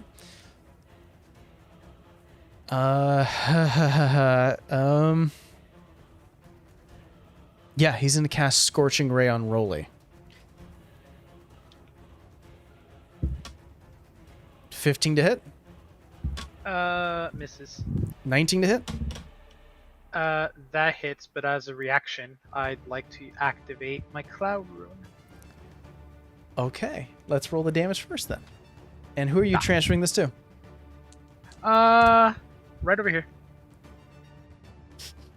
He's the one attacking. Oh, Yeah. So this guy's the one attacking. You have to select one more. fantastic! I'd like to direct it here. Perfect. He Perfect. one misses, goes far. The other one, by the way, was a natural 3. That's not going to hit you. So 2 of the Scorching Rays go wide. The other one is directed towards you, about hitting your enlarged form. How do you redirect it? So I'm gonna go ahead and I'm gonna press the rune that's etched into my blade, and as that happens, the guy attacking me is going to have like fog around him, in his perception, he's shooting me, and he sees. What's he hitting me with? A ball of fire. He shoots this ball of like just smoldering fire straight at me, and for a second he sees it connect. He sees the splatter of just molten red hot fire just impact me, and he blinks and he opens his eyes only to realize he hit the beholder. And he hits the beholder for 10 points of damage. I would like Rolly to just be like to the beholder, be like, he did it. This guy's gonna. That's exactly what I'm gonna do. He's gonna blink, realize he's done that, and he goes, oh, "Fuck!" And one of the eyes looks towards him. Now, with instead of a mindless rage, more of an angry malice. He's gonna rush to his friend, and as a bonus action, using cunning action, he's gonna use an offhand attack to wake his friend up. He does wake up his friend, but the friend is still blinded and goes, I can't see. And he's like, don't get a hold of yourself. Trying to rally themselves up, and unfortunately it's not working well. The beholder's turn.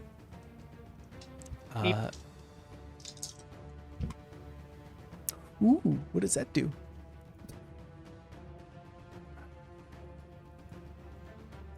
Oh, one of the milky eye stalks looks towards you, Rolly, blinks, and an intention of movement of like almost like a threat of an eye beam, and nothing comes out. You get a sense that the spores growing over it and making the sort of decayed form of this beholder, it's accessing some new abilities, but there are some occasions where the eyes aren't strong enough to do anything. You mean it's learning? More like it It's used a decomposing. dead eye that it shouldn't have. Oh, okay. Yeah. It had an idea that this was going to do something, but it's already kind of like a rotted away eye. So that's killing one of its beams. The second one, however, it floats. It doesn't have to worry about this. It hits the ground where you're at, and everything becomes sticky. Ew. 5, 10, 15, 20, 25, 30, 20. What the heck's going on here?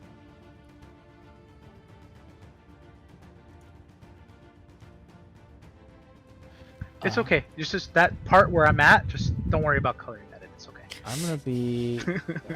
I'll include these guys too. That one dude that's blinded is like having the Three Stooges Yeah, now he's effect. stuck. As a web spell is released, Ooh. and then the last one was.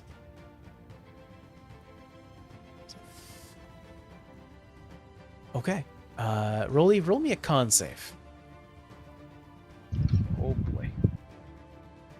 I believe because I am raging and it is a con save. That's something for gives strength. me That's for strength saves. something gave me advantage on con saves. I forgot what it was. Let me look up my offense real quick.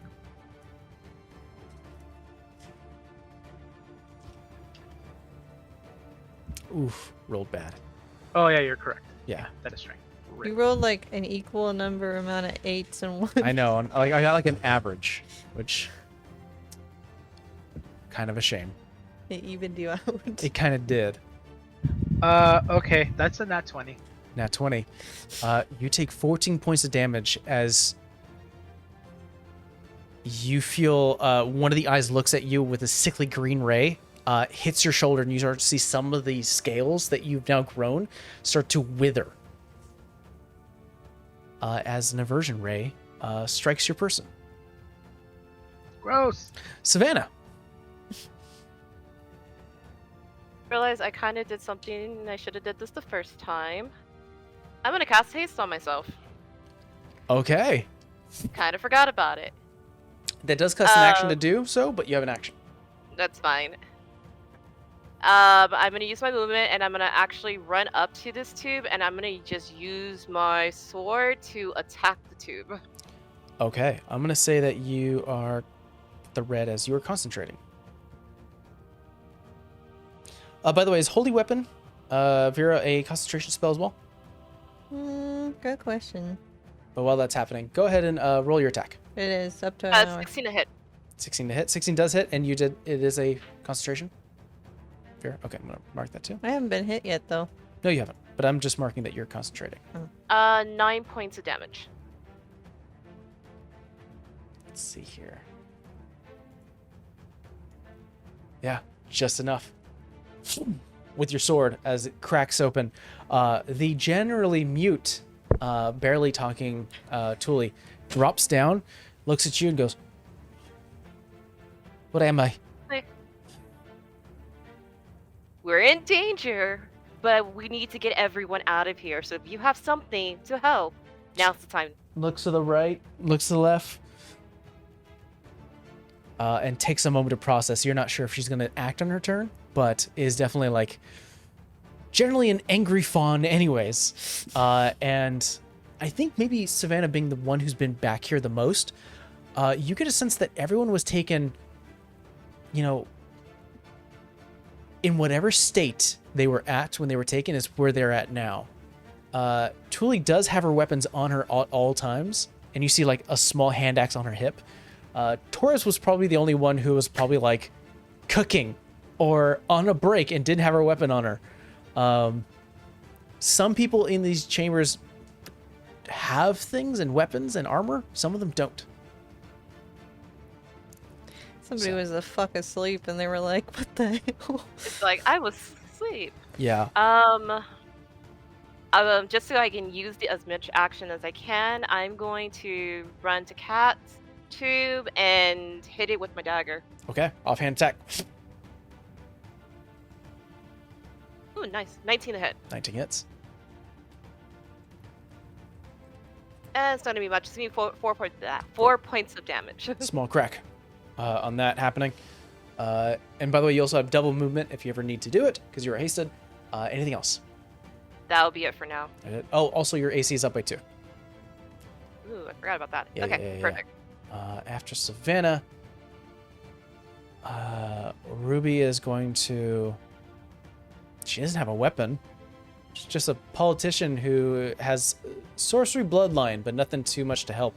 I think she's just going to stand by you and once again use the help action. Next time you use a melee attack against the one that's for Cat, you do it advantage. Torres. Come on, Torres. What's your speed? Perfect. She's gonna rush up, scream outwards, and make 2 strikes with the long sword given to her. I was like, "This is very much her." I rolled 2 of the same. Both of them hits. So I need another.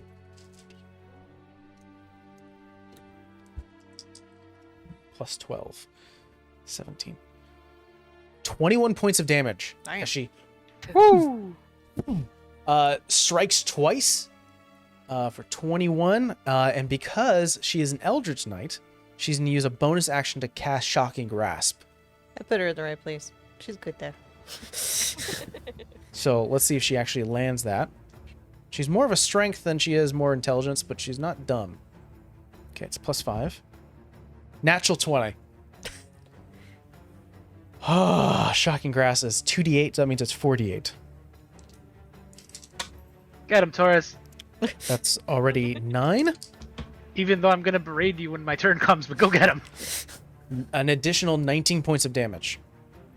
Damn, that's pretty good. The half-orc, now commander of Troop 14, just grabs the sword and with one hand places against the beholder and goes, "Oh, you're fucking gross."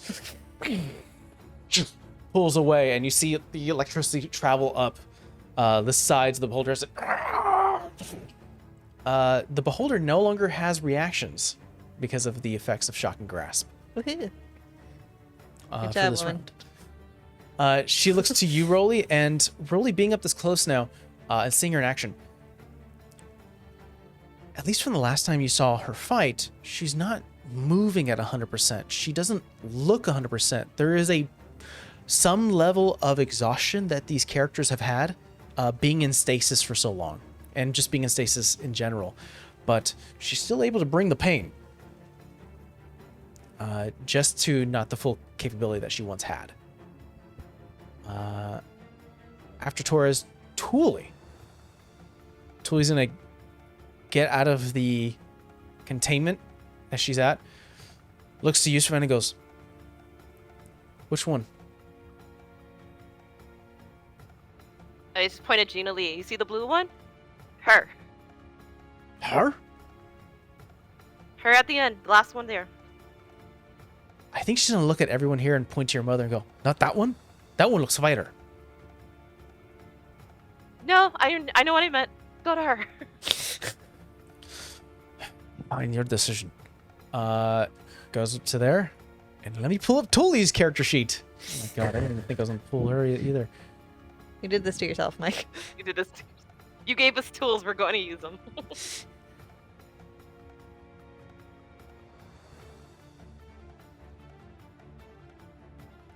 Okay. She's not gonna go big right now. Or she may need that for out there. Kind of tight in here too. So, both hit a AC of 14 or 15. It's a simple small hand axe, so it's not going to be as much damage, but take it where you can get it.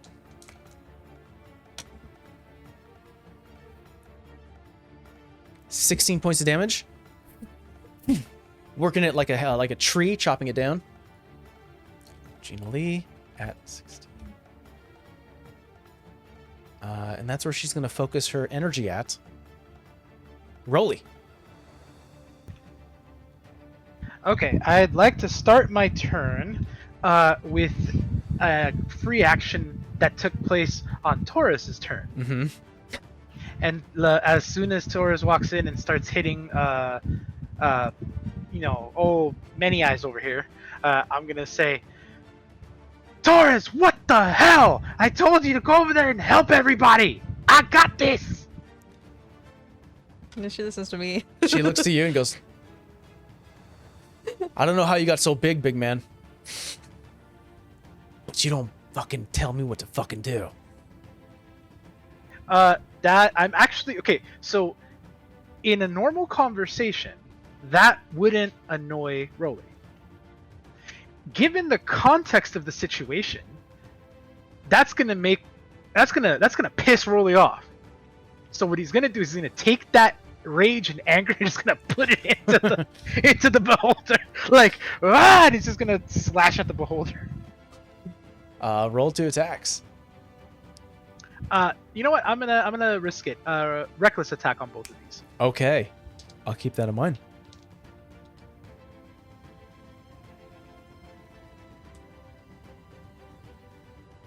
There we go. That's what I needed. That's a 19.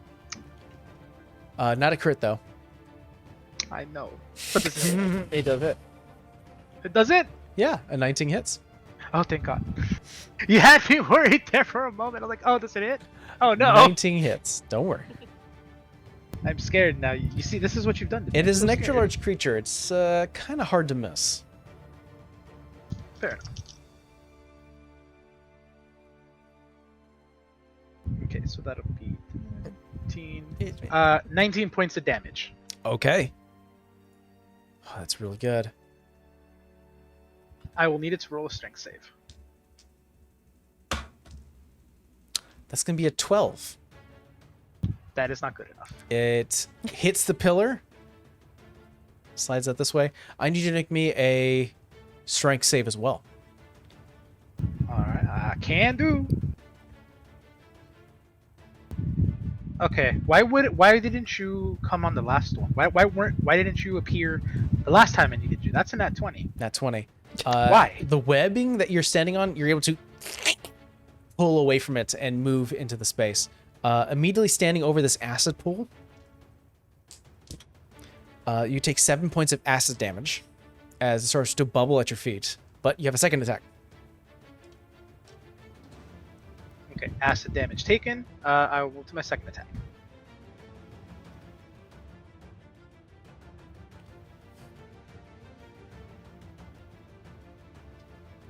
Okay, that is going to be a 24 to hit. 24 hits.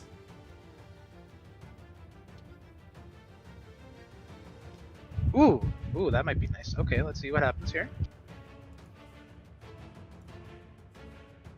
21 points of damage. Okay, 21 points of damage. Yeah. Some of the ice one stalks are thing- loosening a little bit. It's looking a little really Real quick, hurt. One thing, because I think I might have forgotten this. Yeah. Looking at this.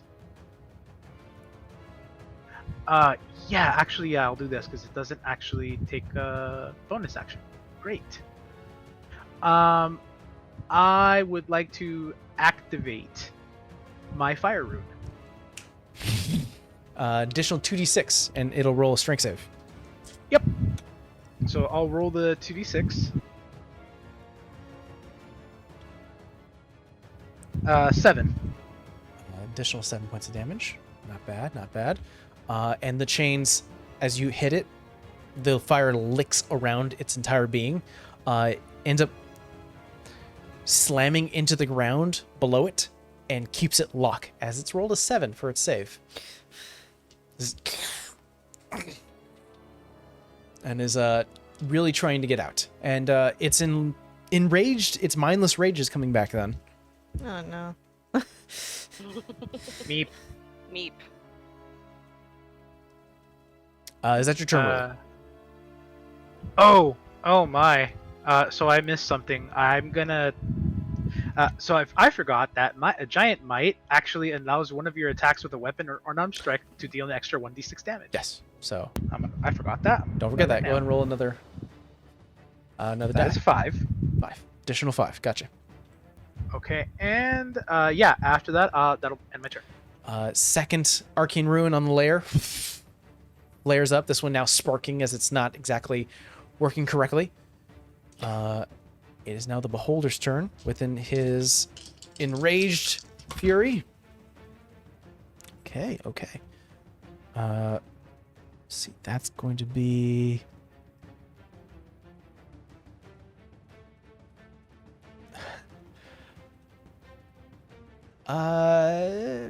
roll me a d20. Mm-mm. Meep. Meep. Straight d20, right? Mm-hmm. Okay. Meep. Meep. Oh no. Meep. Oh no. That's a 3.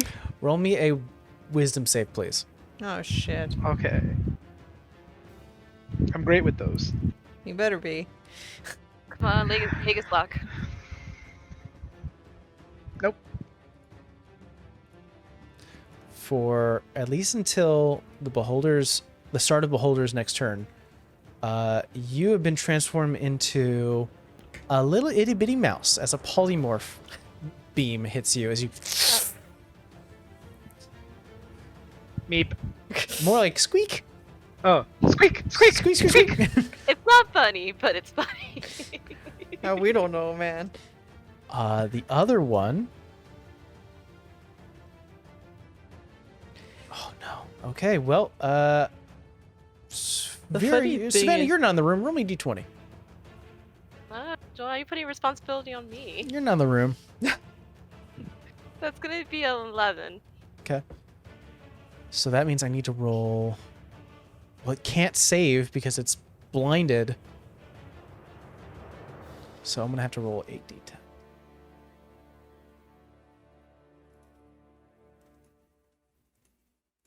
Did I kill blind guy? That's okay. One of the beams goes wild. Cuts this guy from top of his head down the shoulder. His friend who was trying to wake him goes, "Come on, we gotta get," and he turns to dust. That guy had a bad day. That guy had a really bad day. In a matter of Uh, moments. The last day. Roll me another d20, Savannah. I don't like this responsibility. 17. Okay. That means I need to roll a charisma save for Mr. Fearful.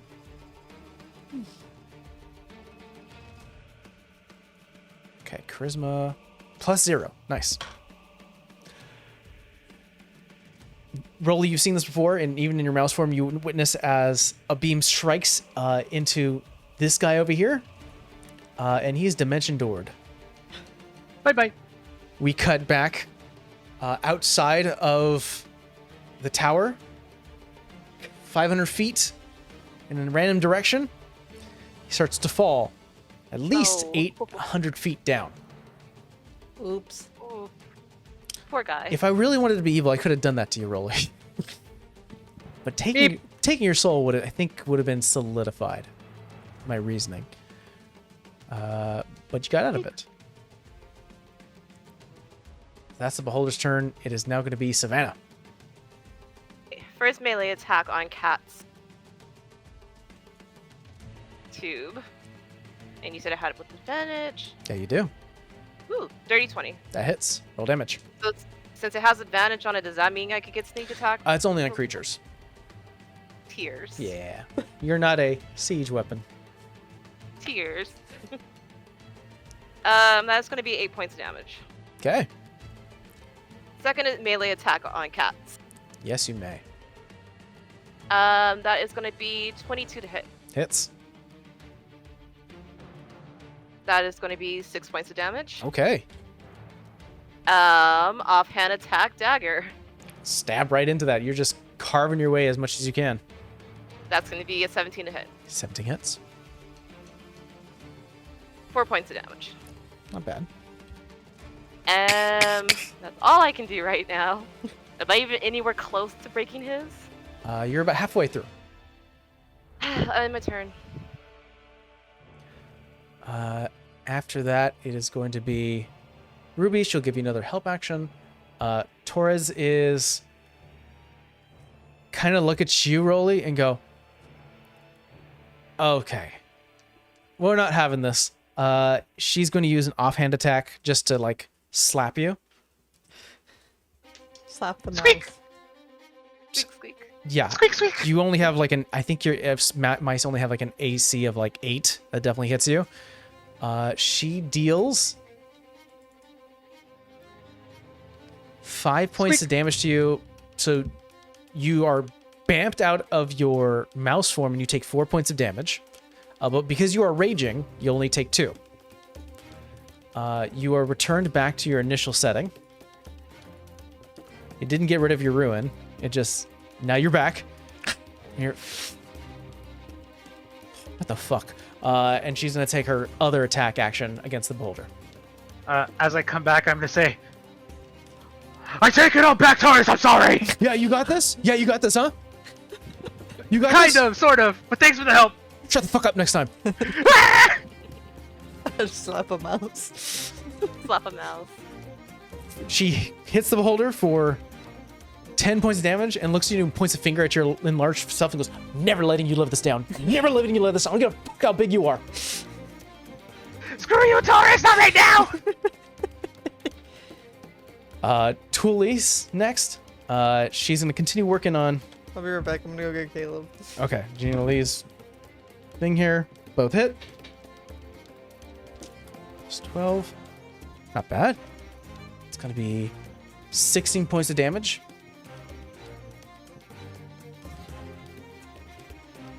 She's also halfway through getting Gina Lee out. Back to the top of the round, Rolly.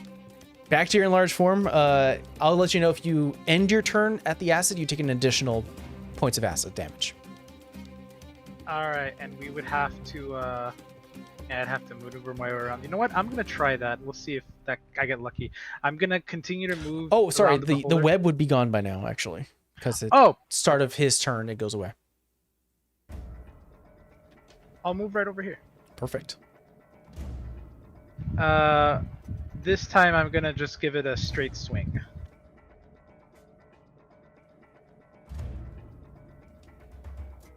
Uh, 28 to hit. 28 hits.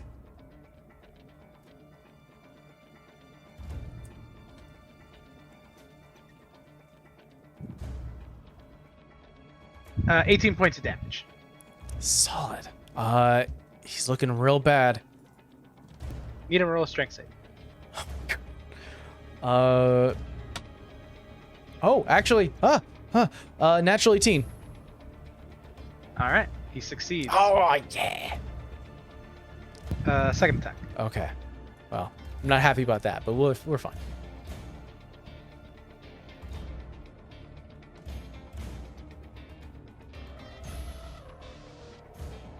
Unnatural 20 to hit. Okay. That connects. All right. Great. And then this one, I will go ahead and add my extra 1d6 for Giant Might.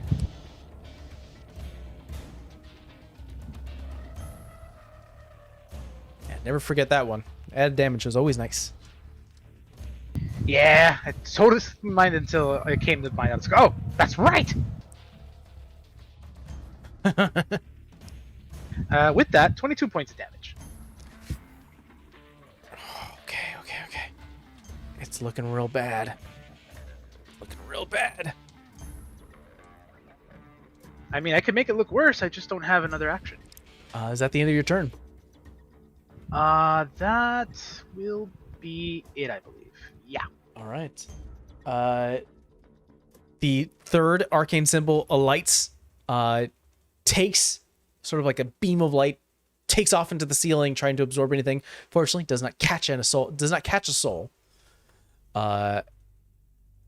It is now going to be Vera's turn, but she's currently with a baby, so we're going to take a quick baby break. We can get water, restroom, all that stuff. So be right back. Recording started and going in 3, 2, 1, and we're back. Let's see. We were beginning with Vera. The layer just went off as I believe the second sigil. So, oh no, it went off, but nothing catched. But Yeah. it is Vera's turn. So, spiritual weapon is not concentration, right? We've No, it already is not. corrected that. Correct. Just need to know.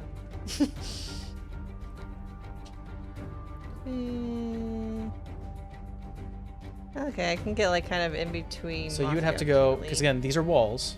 Oh yeah, So don't forget that. So you have to go like this. still in between them. 35 feet, you could go in between them. Okay.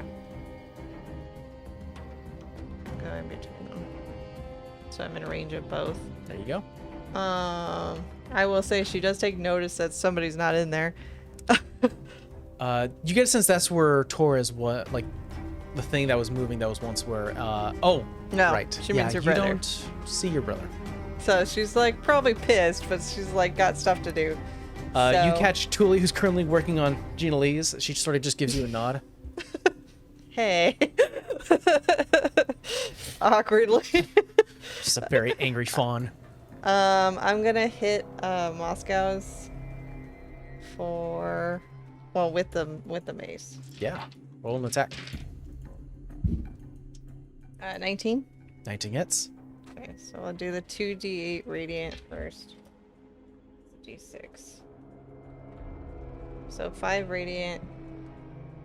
And what is plus? What was that? A little monkey. Was that you? 5 radiant and 7. 7. So 12 points in total. So 12 points in total as you crack against the glass. You start to see it already starting to splinter. I'm going to do spiritual weapon at a 4th level, which means I'll add 2d8 to it. Sheesh. Um, Okay. All right. needs to All be right. another All right. D8. And I'm gonna hit Moscow's thing again. Let me get another d8. Spiritual weapon. I had it all planned. I knew things were gonna happen. If you guys haven't noticed out there at home, we switched platforms again. We're testing out things. So you can make an attack roll with your spell modifier or your spell attack modifier. Yeah, I'm sure that hits. That is gross. 31. Yeah. Yeah. That is so I think it do 4d6 now points of damage? Yeah. Well, no, it does. So it does a d8, but I summoned it 2 levels up, so it's 3d8 plus my wisdom. I don't think you add your wisdom to the attack, but I'll double check. I thought you did. Regardless, go ahead and roll your 3d8. Hold on. And I'll I will look it up. double check. Your D8 and your spell casting modifier. You're right. So it is 3d8 plus 5. I don't know what the hell I'm doing. Sometimes. Hey, I'm willing to admit when I'm wrong. Okay. Roll them all single 9. Plus 5 is 14. Plus 5 is 19 points. 19 points. You hit with your mace, and then you snap your fingers to quickly summon a solar sword that takes a second swing. Very good. Got it. All right. Okay, that's my action, my bonus action, and my movement, so I don't think I can do anything else. After Vera, the only other Stripe Clan member here, or Stripe Leg member, well, he doesn't want to. What's the best way to get out of here?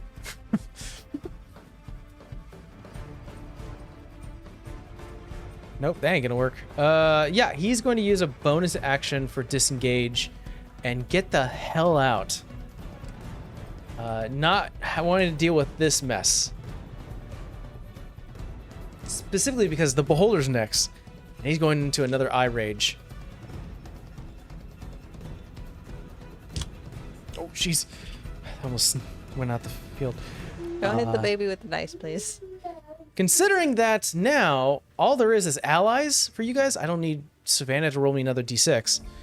I need Rolly, make me a strength save. You have advantage because you're raging. Raging!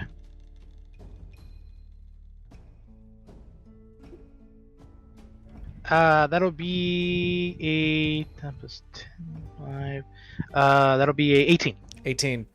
You feel your body start to float a little bit, and you quickly dig your feet into the ground, and you are not telekinetically thrown across the room. Ooh.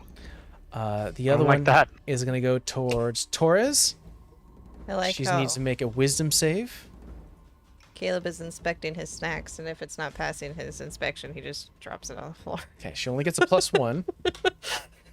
She's going to use Indomitable to reroll that. She was about to be polymorphed into a sheep. Oh, that would have but been so good. She got a natural 18 and was able to save. She probably was like, Yeah, she felt the. She's also kind of magically imbued, sort of for the reason why she was taken too. And quickly she's like, "Get the shit off! Get off! Get, fuck you!"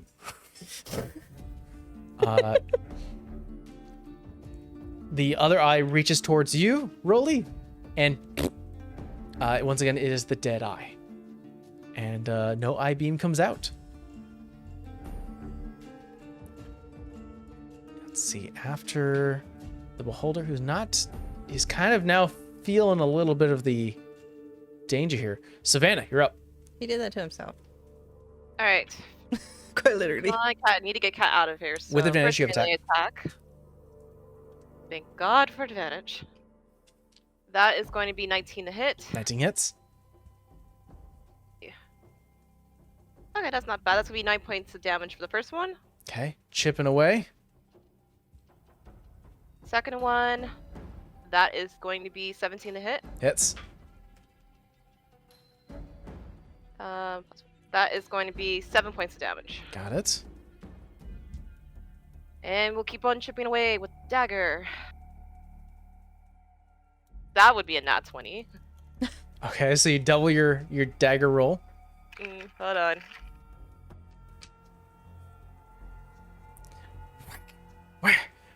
Slowly but surely, the glass on Cat's containment field just Double, that's going to be 8 points of damage. solid. Still there.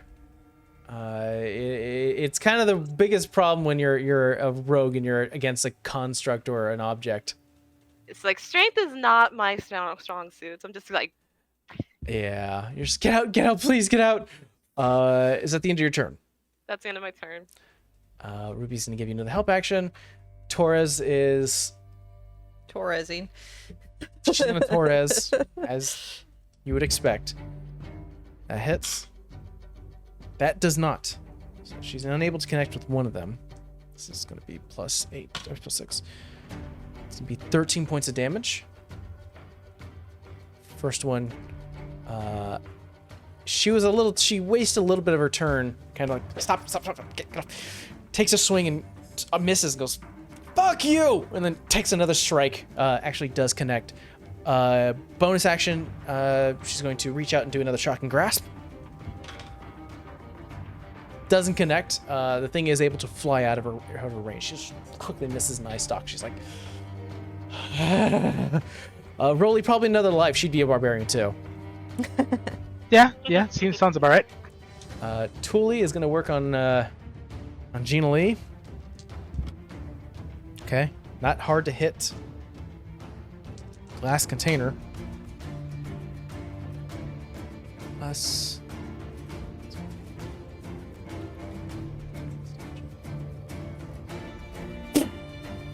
Last strike. The glass shatters in, and Gina Lee wakes up. Like, what the fuck? And sits up and sees you, Vera. Hi, Gina.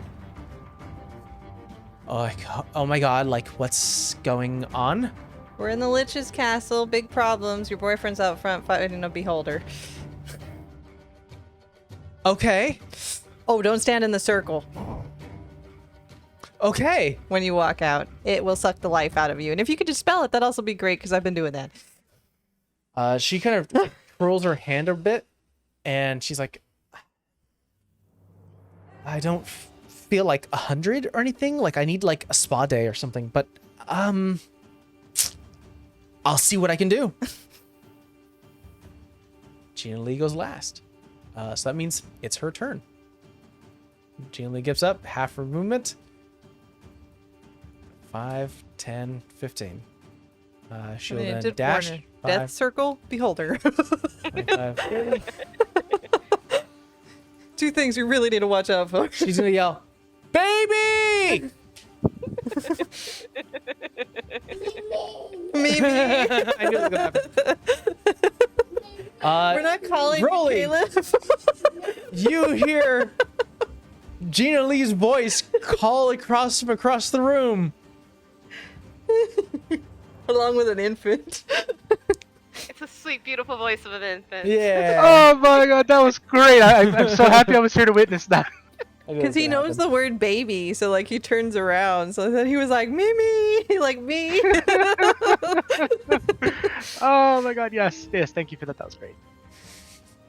I would love to acknowledge her, but there is a thing that is trying to kill me at the very Last thing she yells is, immediate moment. "Fuck it up!" I feel rejuvenated. I feel inspired. I feel motivated.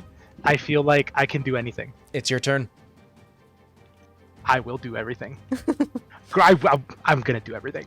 Yeah, I'm gonna go ahead and I'm gonna continue doing what I do best, because that is all I know. It's just actually kind of fitting if you Yeah. think about it. I'm gonna take my axe to its face. Go for it. Roll me attack. No, you don't get the whole container. Shame. That is a 29 to hit. 29 hits. One more. Tis a shame, really. It's looking real bad. It's about to look worse.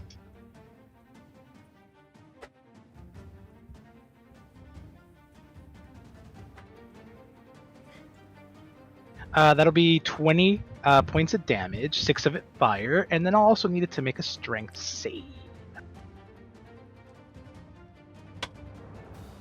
It fails. So first and foremost, how do you want to do this? Well, I'm gonna need to attack it again to do the whole thing. So let me do that first. Go and then for it. we'll finish up. I'm gonna roll the second attack, unless you want me to just do it because it's already dead. Go for it. Yeah, it's already. Don't need a roll. You. How do you want to do this? You can take as many strikes as you want at this point. This is the match. Perfect. Fantastic. All right. So, I'm gonna begin its death sequence, because that's the best way I can phrase it. At least that comes to mind. Start the death sequence. I strike it down. It reels in that lethal pain. I kick it into the pillar, and as I kick it, I use the momentum of my body shifting back to pull up the axe from behind me, and literally just bring it down Nat 20 style, cleaving it right in half. Bisecting it. You see it as you've released the blade, and you sort of raise it up for another attack, unsure if it's ready, and it just... And it stops its scream as it just full-on Resident Evil style splits in half and lands in two separate pieces within the acid that starts to bubble it. I'm gonna say, as well as I look down upon its now split corpse, well, guess the queen's gonna need some new eyes. Yeah. Yeah. Oh no! You guys are out of initiative. Thank God. Oh, jeez. Eventually, Savannah, you feel lethargic as the haste goes away. Oh, he's laughing. By that he's time, not did I at choking. least get one of them out? I'll say by the time next turn, Cat would have gotten out, and you break the glass, and he. Savannah? Come on, kid. You gotta get up. Reaches for your hand. Pulls up. And he clings to you. Aww. He's like, Aw. what's happening? I was in my dorm. You were taken. We come to get you guys. We were trying to get everyone out of here. I need you to let go, because I have to do that. And I point to my mother. Let's go, and Ruby kind of like, come on here. Hi, I'm Ruby, and starts to introduce herself, starts to lead him away, and she goes, you look very familiar. Are you, That's Rolly's brother. I saw the face. I saw him over here. Let's see if everything's safe. And she starts to take him away. Rolly, eventually your minute fades and you go back to normal. Can I also do something thematically, because I think it'd be hilarious? Sure. Show up as a giant. No, what I'm gonna do is so the beholder shattered that glass, right? Or just that little section in front of it? It's like shattered like a car window. Everything shattered. Okay, so now that the beholder's gone, and I realized I heard something, does she scream again? Yeah, she like is like, yes.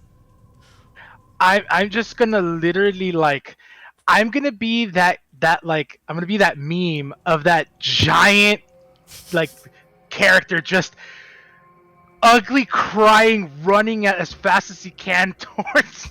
She starts to run towards you too, and you see, being the air genasi, she starts to lift in midair to like meet you, especially in your enlarged state, and she gives you a small hug compared to your large hug. And then the Romeo and Juliet music playing underneath that. Ironically, as we're hugging and she's floating up in the air, the timer runs out, so I start going smaller, and she's like, "What? Where'd you go? What's going on? Oh. She still looks up at you and she's like, "You're still big." Oh my God! You're like literally in the middle of tears, like just, like I think like this is the first happy moment he's encountered since he walked into this like floating castle. Rolly and Gina Lee have a tearful reunion as Torres definitely is taking notes to make fun of you whenever you get a chance. I love her. Savannah, eventually you're able to get your mother out, and eventually the glass door opens and she.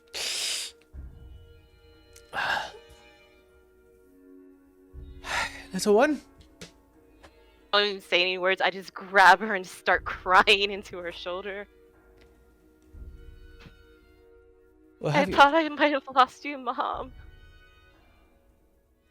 Are we? What happened? She places it like a hand on your chin. Do not cry. We are together again. What's happened? Okay. You get a sense You were- relatively that she was just taken, so she was less affected by whatever harmful feeling or effects happen here. Pull it in. You were taken. Everyone, a lot of people were taken. We got you out for now. We need to get you out of you and everyone else out of here. Okay. Oh no, I left the kids. Okay. I have to get back to Arrowfield. Mom, you're in a floating castle. Well, there has to be some way. Okay. We'll figure this out. Let's figure this out. She just Come with me. grabs your hand. Let's She go. walks with you hand in hand. I've gotten letters you've sent. I haven't seen you in forever. And she starts to try to I know, reconnect. Vera eventually, standing off to the side, totally sort of like watches you hammer away at Moscow's containment thing. It shatters open. His flame, which was already kind of dimmed and loosened, he wakes up, his flyer hair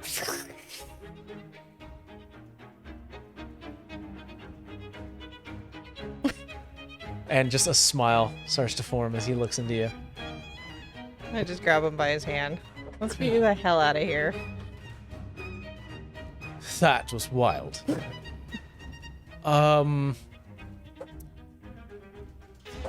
Where's your mother-in-law? You know that queen bitch? We're kind of in her floating castle. Oh, fucking grand. Mhm. And she kind of bamped you out of Mom's house, and there's a hole in your house, and she's staying at the bar. Whoo, that's a lot to take in. Oh, there's a lot more. Lots, but we gotta go, because we're kind of in like a not good place. You haven't seen Vosen, have you? Because he's not here. Last thing I remember was being in the kitchen. Okay, well, I'll have to work that out later. Sure. Don't go in the death circle. Eventually, all of you guys reconvene in the middle, sort of like within outside, obviously the circle. But you all end up having a bit of discussion as you end up. I'll put Rolly back at regular size actually. There you go. I wanted to stay giant. It's funny. We're gonna move everyone together as you have a big discussion of what to do. So I'm gonna put you here. I have a question. How much is everybody down by? But like Sav and Broly first. After hit die, I'm actually I'm at 100. What's your normal HP? 136. Okay. I just took about 20 something points of damage. I'll be fine. Okay. Cat runs to you. So a few noticeable moments that happen here. One, Cat runs to you, Rolly, after Ruby Blair brings him in, points you out as you release Gina Lee, smiling, having to see her. You hear your name being screamed by Cat as he runs to you, grabs into your arms, and is like, Savannah says we're up on a castle. If you wouldn't mind, I'd like to roleplay this a little bit. Yeah. I had something in mind. So just before everyone, like as everyone starts meeting up in the center and becoming reunited, I'm still talking to Gina Lee, like not letting her go, hysteric, like literally ugly, sobbing, hysterical, like so many things happened and I was fighting in the air and then they hit the track and they landed at the castle and then we got in and there were so many people and then there was this one little guy who had a single eye and they were hitting him so much and then I made him run away, like literally just going hysterical like that, just frantic until I get to the point where like, and then we got into the chamber and then I found my dad and he was dead. Oh boy. Maybe not. You say that, and I then, what happens with Cat is that he runs and stops halfway. I notice that cat coming through the side, and as I'm there, like the look on my face just goes from like ugly crying to ugly, terrified, Oh God. He rushes to you regardless and just hugs you. There is no mention of the castle. There is no concern. There is just a wash of, this is pure like despair and sadness. As he's running to me, like my body goes numb. I fall to my knees, almost as if like I just momentarily gave up. And he hits my body to like hug me, and my arms just go around him instinctually, and I'm just frozen, like in pain, but still just relieved that he's okay and that I was able to save him. So we're gonna have a few interactions here that occur. First and foremost, I'm gonna move Kat and Rolly just to the side as you have this moment. Savannah, you and your mother take a bit of a moment too. And I'll say Vera and Torres are sort of pulled aside as, so you have that interaction with Kat, Rolly, as there's very little words said. It's more of, there's a soft whimpers of between cries from Kat that say dad, like almost having to get that out. There is that warmth and tightness that he's putting upon your body, like, I don't want to let go now. And there is that shared grief that occurs. Savannah, with your mom, there is an equally strong grip, a strong hug. There is a relief, confusion across her face. I'll say as you start to maybe even explain, like, you're on a floating castle, and, you know, the woman who did this to her is... what do you share with your mom? Probably in the 50 mile going 50 miles an hour, realizing I still have the stripe back garb on, I start taking it off. I'm like, okay, I'm not sure I'm gonna tell you where to go. You're gonna put this on. You're gonna tell them that you work for Sullivan. Say my father's name. That's gonna catch your attention, and hopefully we can figure out how to get you out of here. She puts like you in like arm's reach, like putting her hands on your shoulder, not wanting to let go, but does push you a little bit, like almost like having to like almost look at your face a little bit and trying to like fully understand what you just said. Like, I work for... Why would I work for your father? Your father? Your father's here? He's not here, but... So, the woman did all this?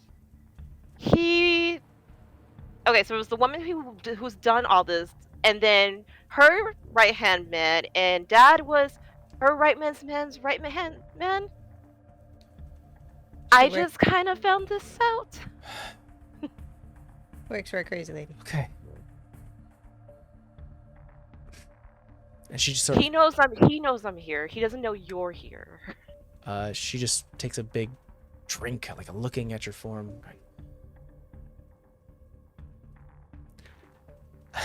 She can't help but laugh a little bit as she's like,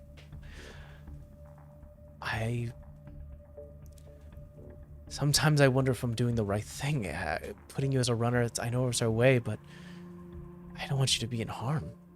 Mom, I don't know how to tell you this, but to tell you this, I am well past being a runner.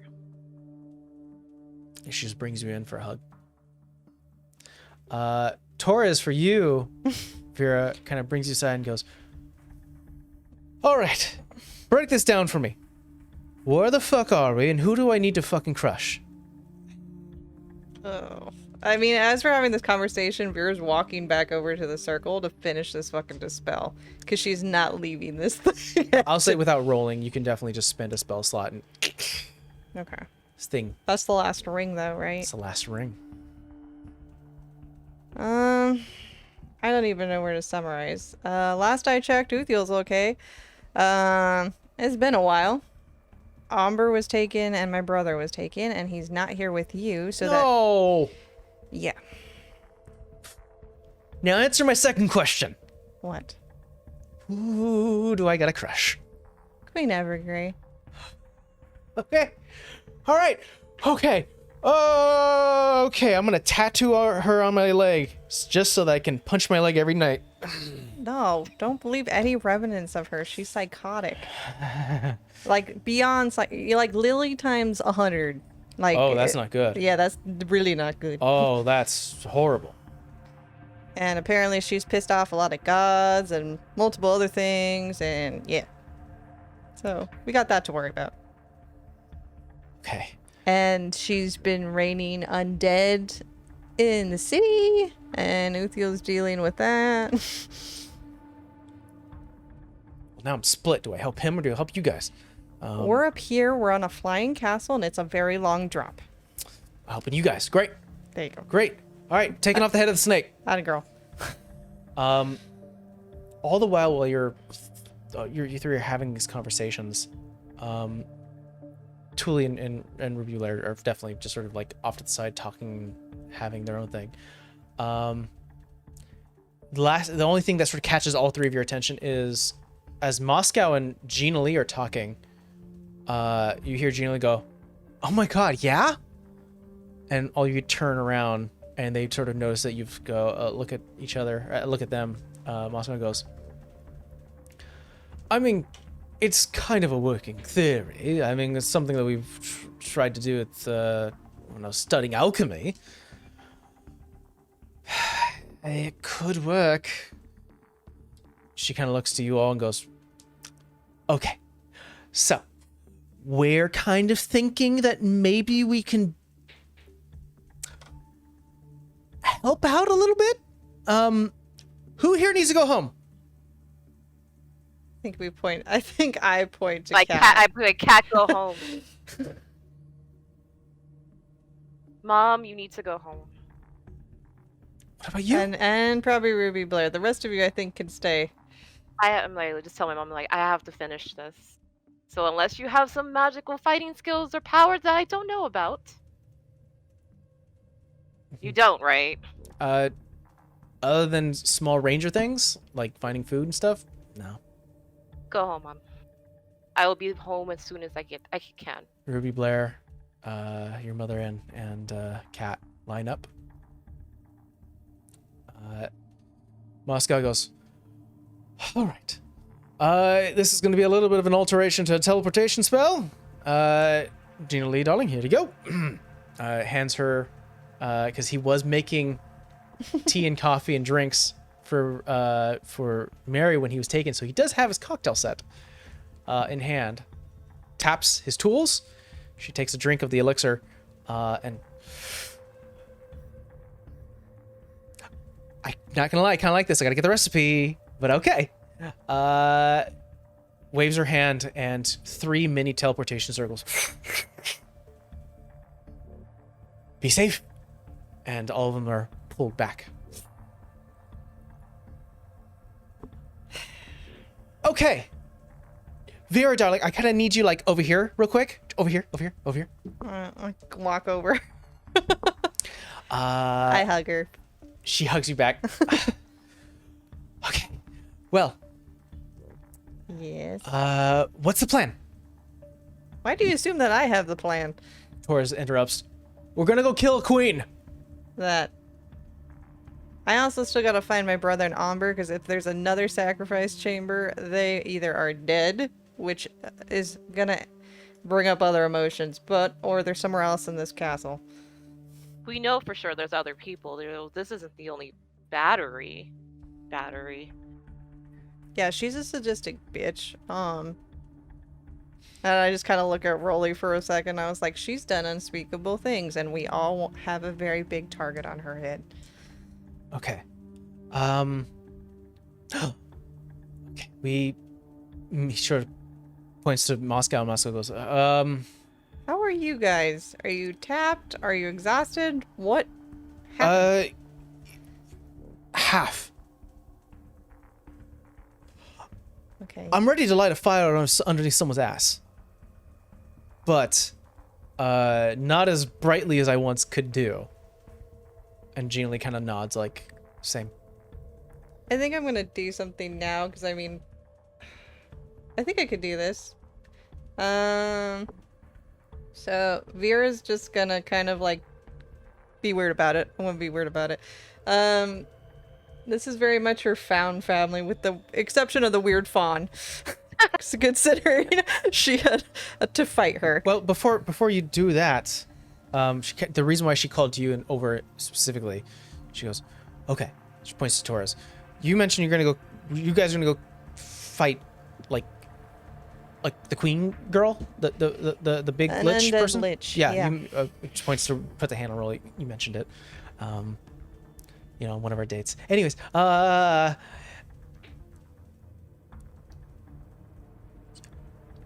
don't like it. Like, you guys doing this alone, and you're really good friends. And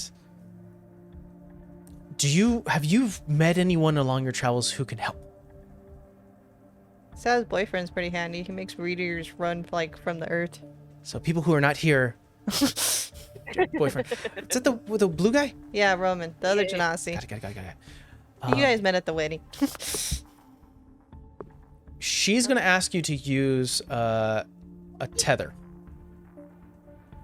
Okay, bond. a bond. Moscow starts to work on something.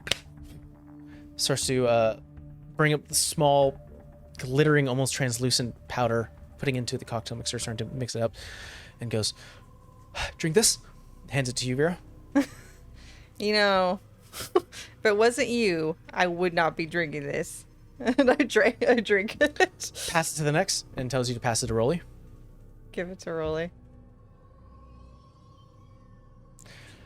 Pass it to the next. Gives it to you, Savannah. So I finally trust everyone. In this It's- circle. Finish the drink, and do you want to use your bond if you can? Yeah, I'll use a Bond. channel divinity. Hits, and there is a fourth tether that Gina Lee, being more, being arcane studied in her own matter, reaches out and grabs that tether and brings it to her. He's excited about it. Excited of something.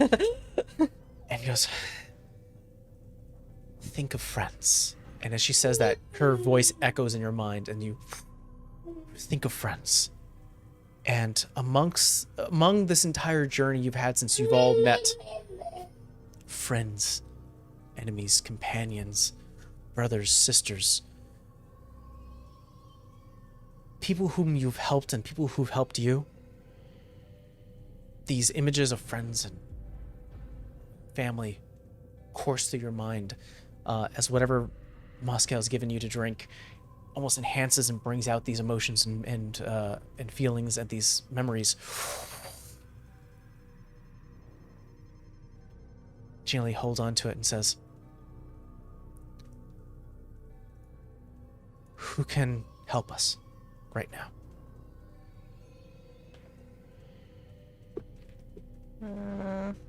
Man, I should have had a list.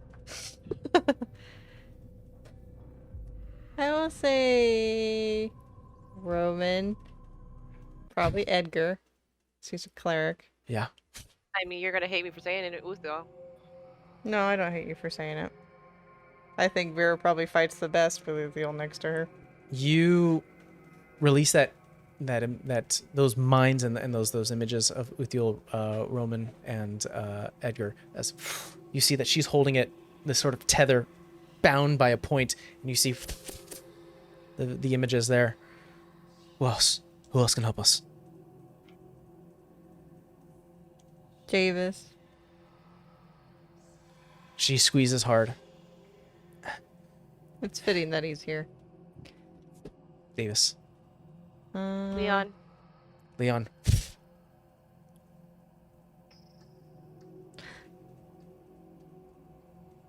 I'm gonna say, thinking about what he's been tasked with, but also at the same time, he is a very, very good ally to have. Ironside. Ironside. Harvey. Harvey. Shows. And you get a sense these are figures and faces and people you met who you made strong bonds with. And if a name is mentioned that doesn't have that strong of a bond, it may not show.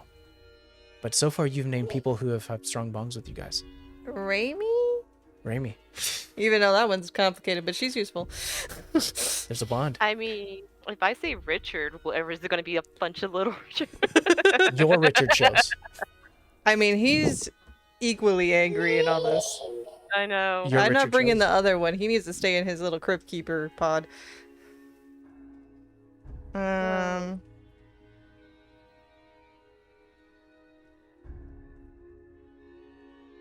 I think.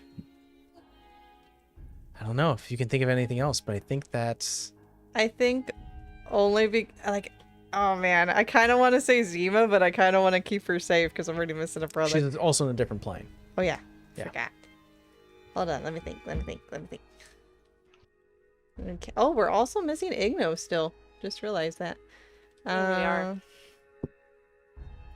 Hmm.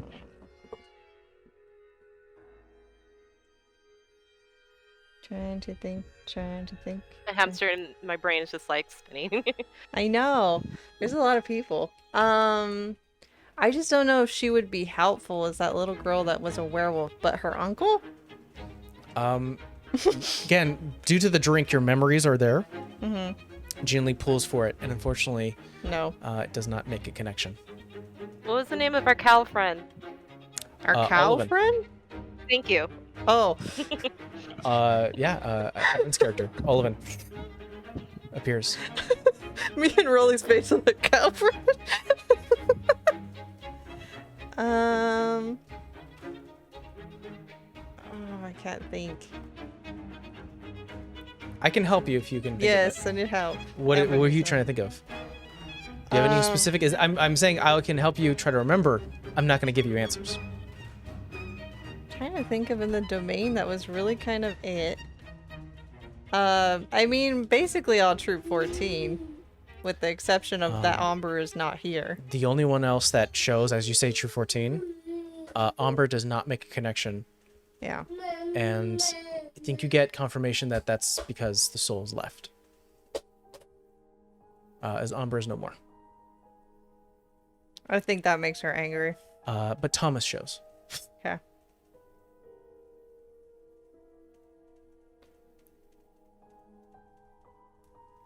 I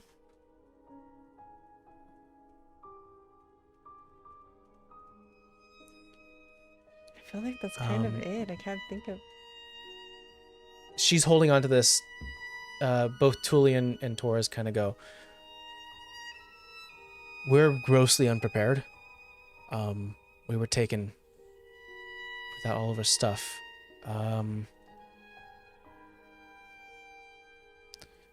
Some people ran. We're gonna go grab their stuff real quick and get ready for the fight. And Gina Lee goes, don't be too long then. And she reaches out and you see Torres and then Tuli show up. I think she's gonna still try and tether to her brother because she already knows the answer, but she still wants to try. You get a sense that there's a attempt at a connection, but blocked. something's blocked.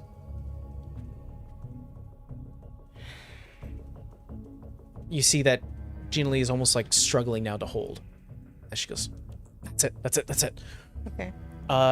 Gives it to Moscow, who grabs sort of the end of the tether. You guys feel that tethering bond pull out as it coalesces into a ball of memories, a ball of friends, a ball of faces, a ball of feelings as it pushes into one of the cocktail mixtures he hasn't. That means you have to go with him, right? Gina goes, only one who can do it. Takes the cocktail mixture and drinks.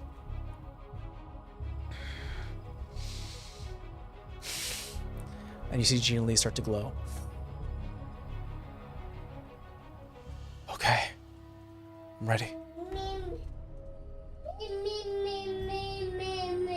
We're not going into this fight alone. You want to pause for a second? I like doing that. She tells you, you're not going into this fight alone. We're all here. And I think Moscow also, I think before anything, he doesn't want to go into the fight directly. He'll be part of that ball, Okay. just to be safe. So how many people are here in total? I mean, okay. Yeah, how many people are here in So total? essentially, it'll be Gina Lee, Rolly, Vera, and Savannah who have all agreed to walk into the lion's pit. Moscow's going to stay behind and come when called. And Torres and Thule are currently suiting up and getting ready for their own armament, and will come as call as well. Can I at least do something before they leave? Like before Moscow, Thule, and Torres leave? Yeah. I'm gonna cast Mass Heal. Go ahead and roll your die. It's not a die. 700 hit points split between who I choose.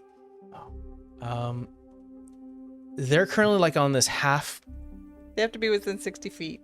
They're kind of like, well, I'm gonna say this. They're kind of like at this half thing where it's almost like reduced HP. So I'm gonna let you save that spell. I'm not gonna let you use resources that you don't need to right now. Okay. He's currently at the max HP he can have. Okay, well then I'll hold it until we're lower. I'm not gonna make you waste a spell that probably wouldn't help or hurt. Okay. You can go outside right now, walking outside the chamber, and looking down the hallway is the final staircase.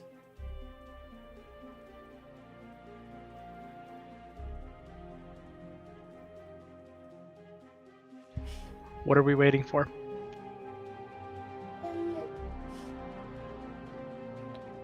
Gina Lee grabs your hand, Rolly. Just breathe heavily. I think we're just enjoying this moment.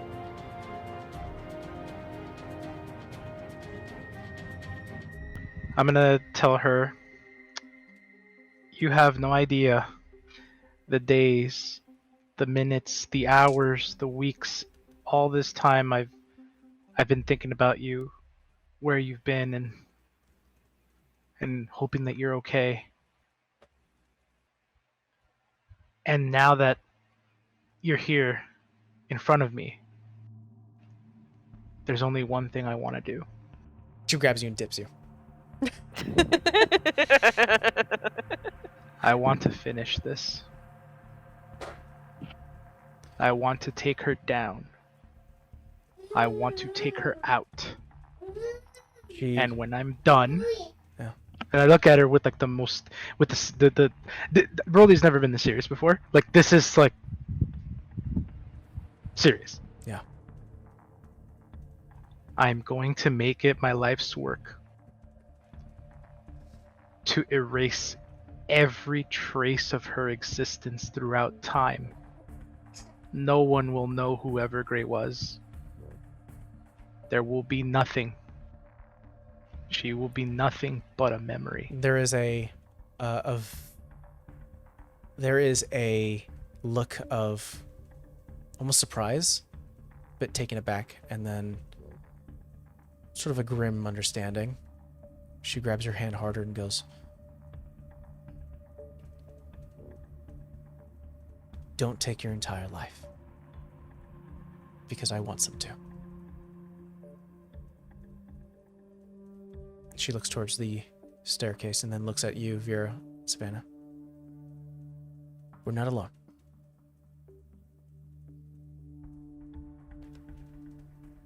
I think Vera just tells Rolly, don't become the thing you hate just because it took what you loved. It backfires, trust me.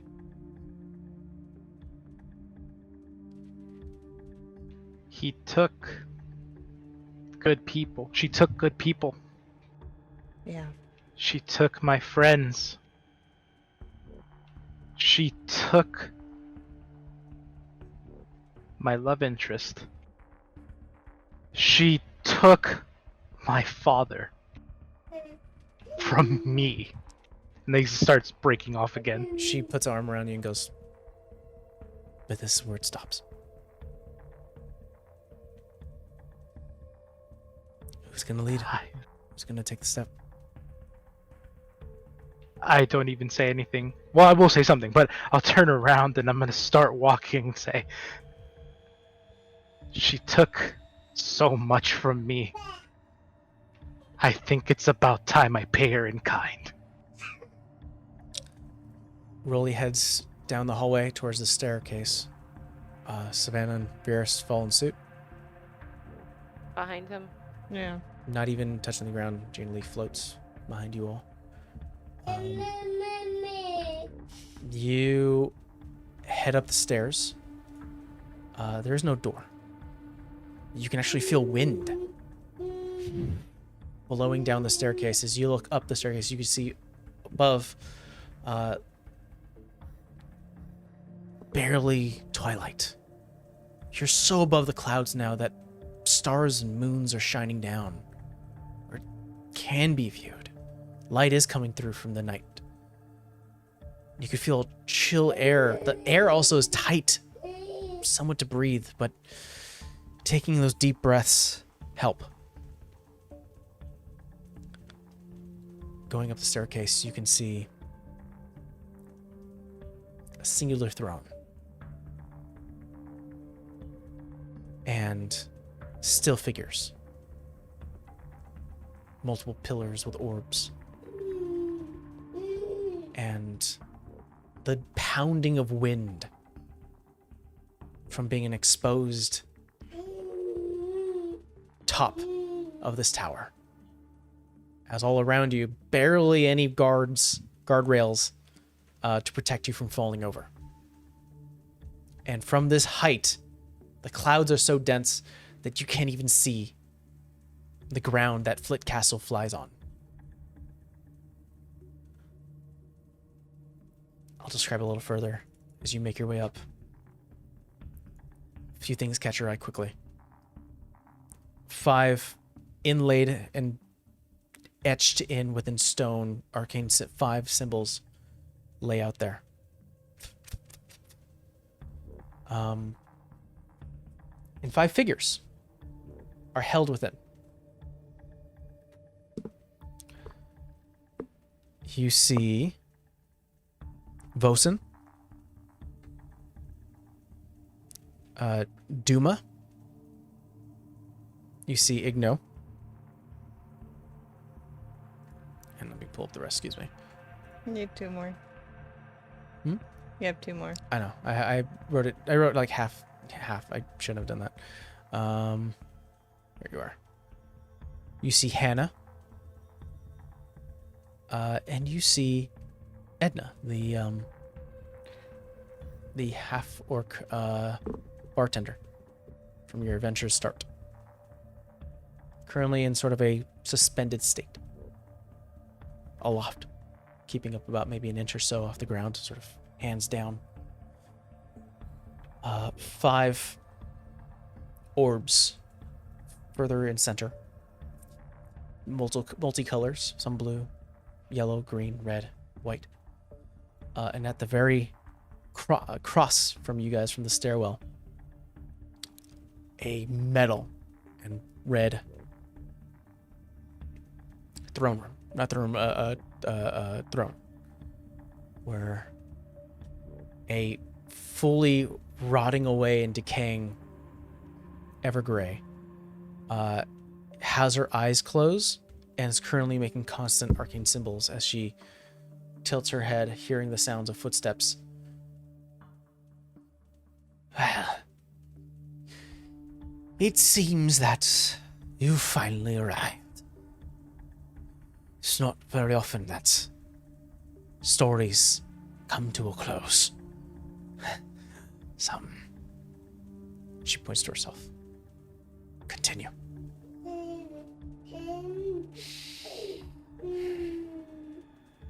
We will all continue. We will all be endless, free. You just need to open your As she says eyes, you can hear it just entering in your mind. Every motion and action and thought you have, reading out loud within your own brain. That same voice that you've heard before as looking at the painting. She looks up. She's pulling something from reality. He's told me. Waves a hand. You see a sleeping beholder. Took me time. Plenty of time. But I know where they dwell. Once the connection is severed, life can begin.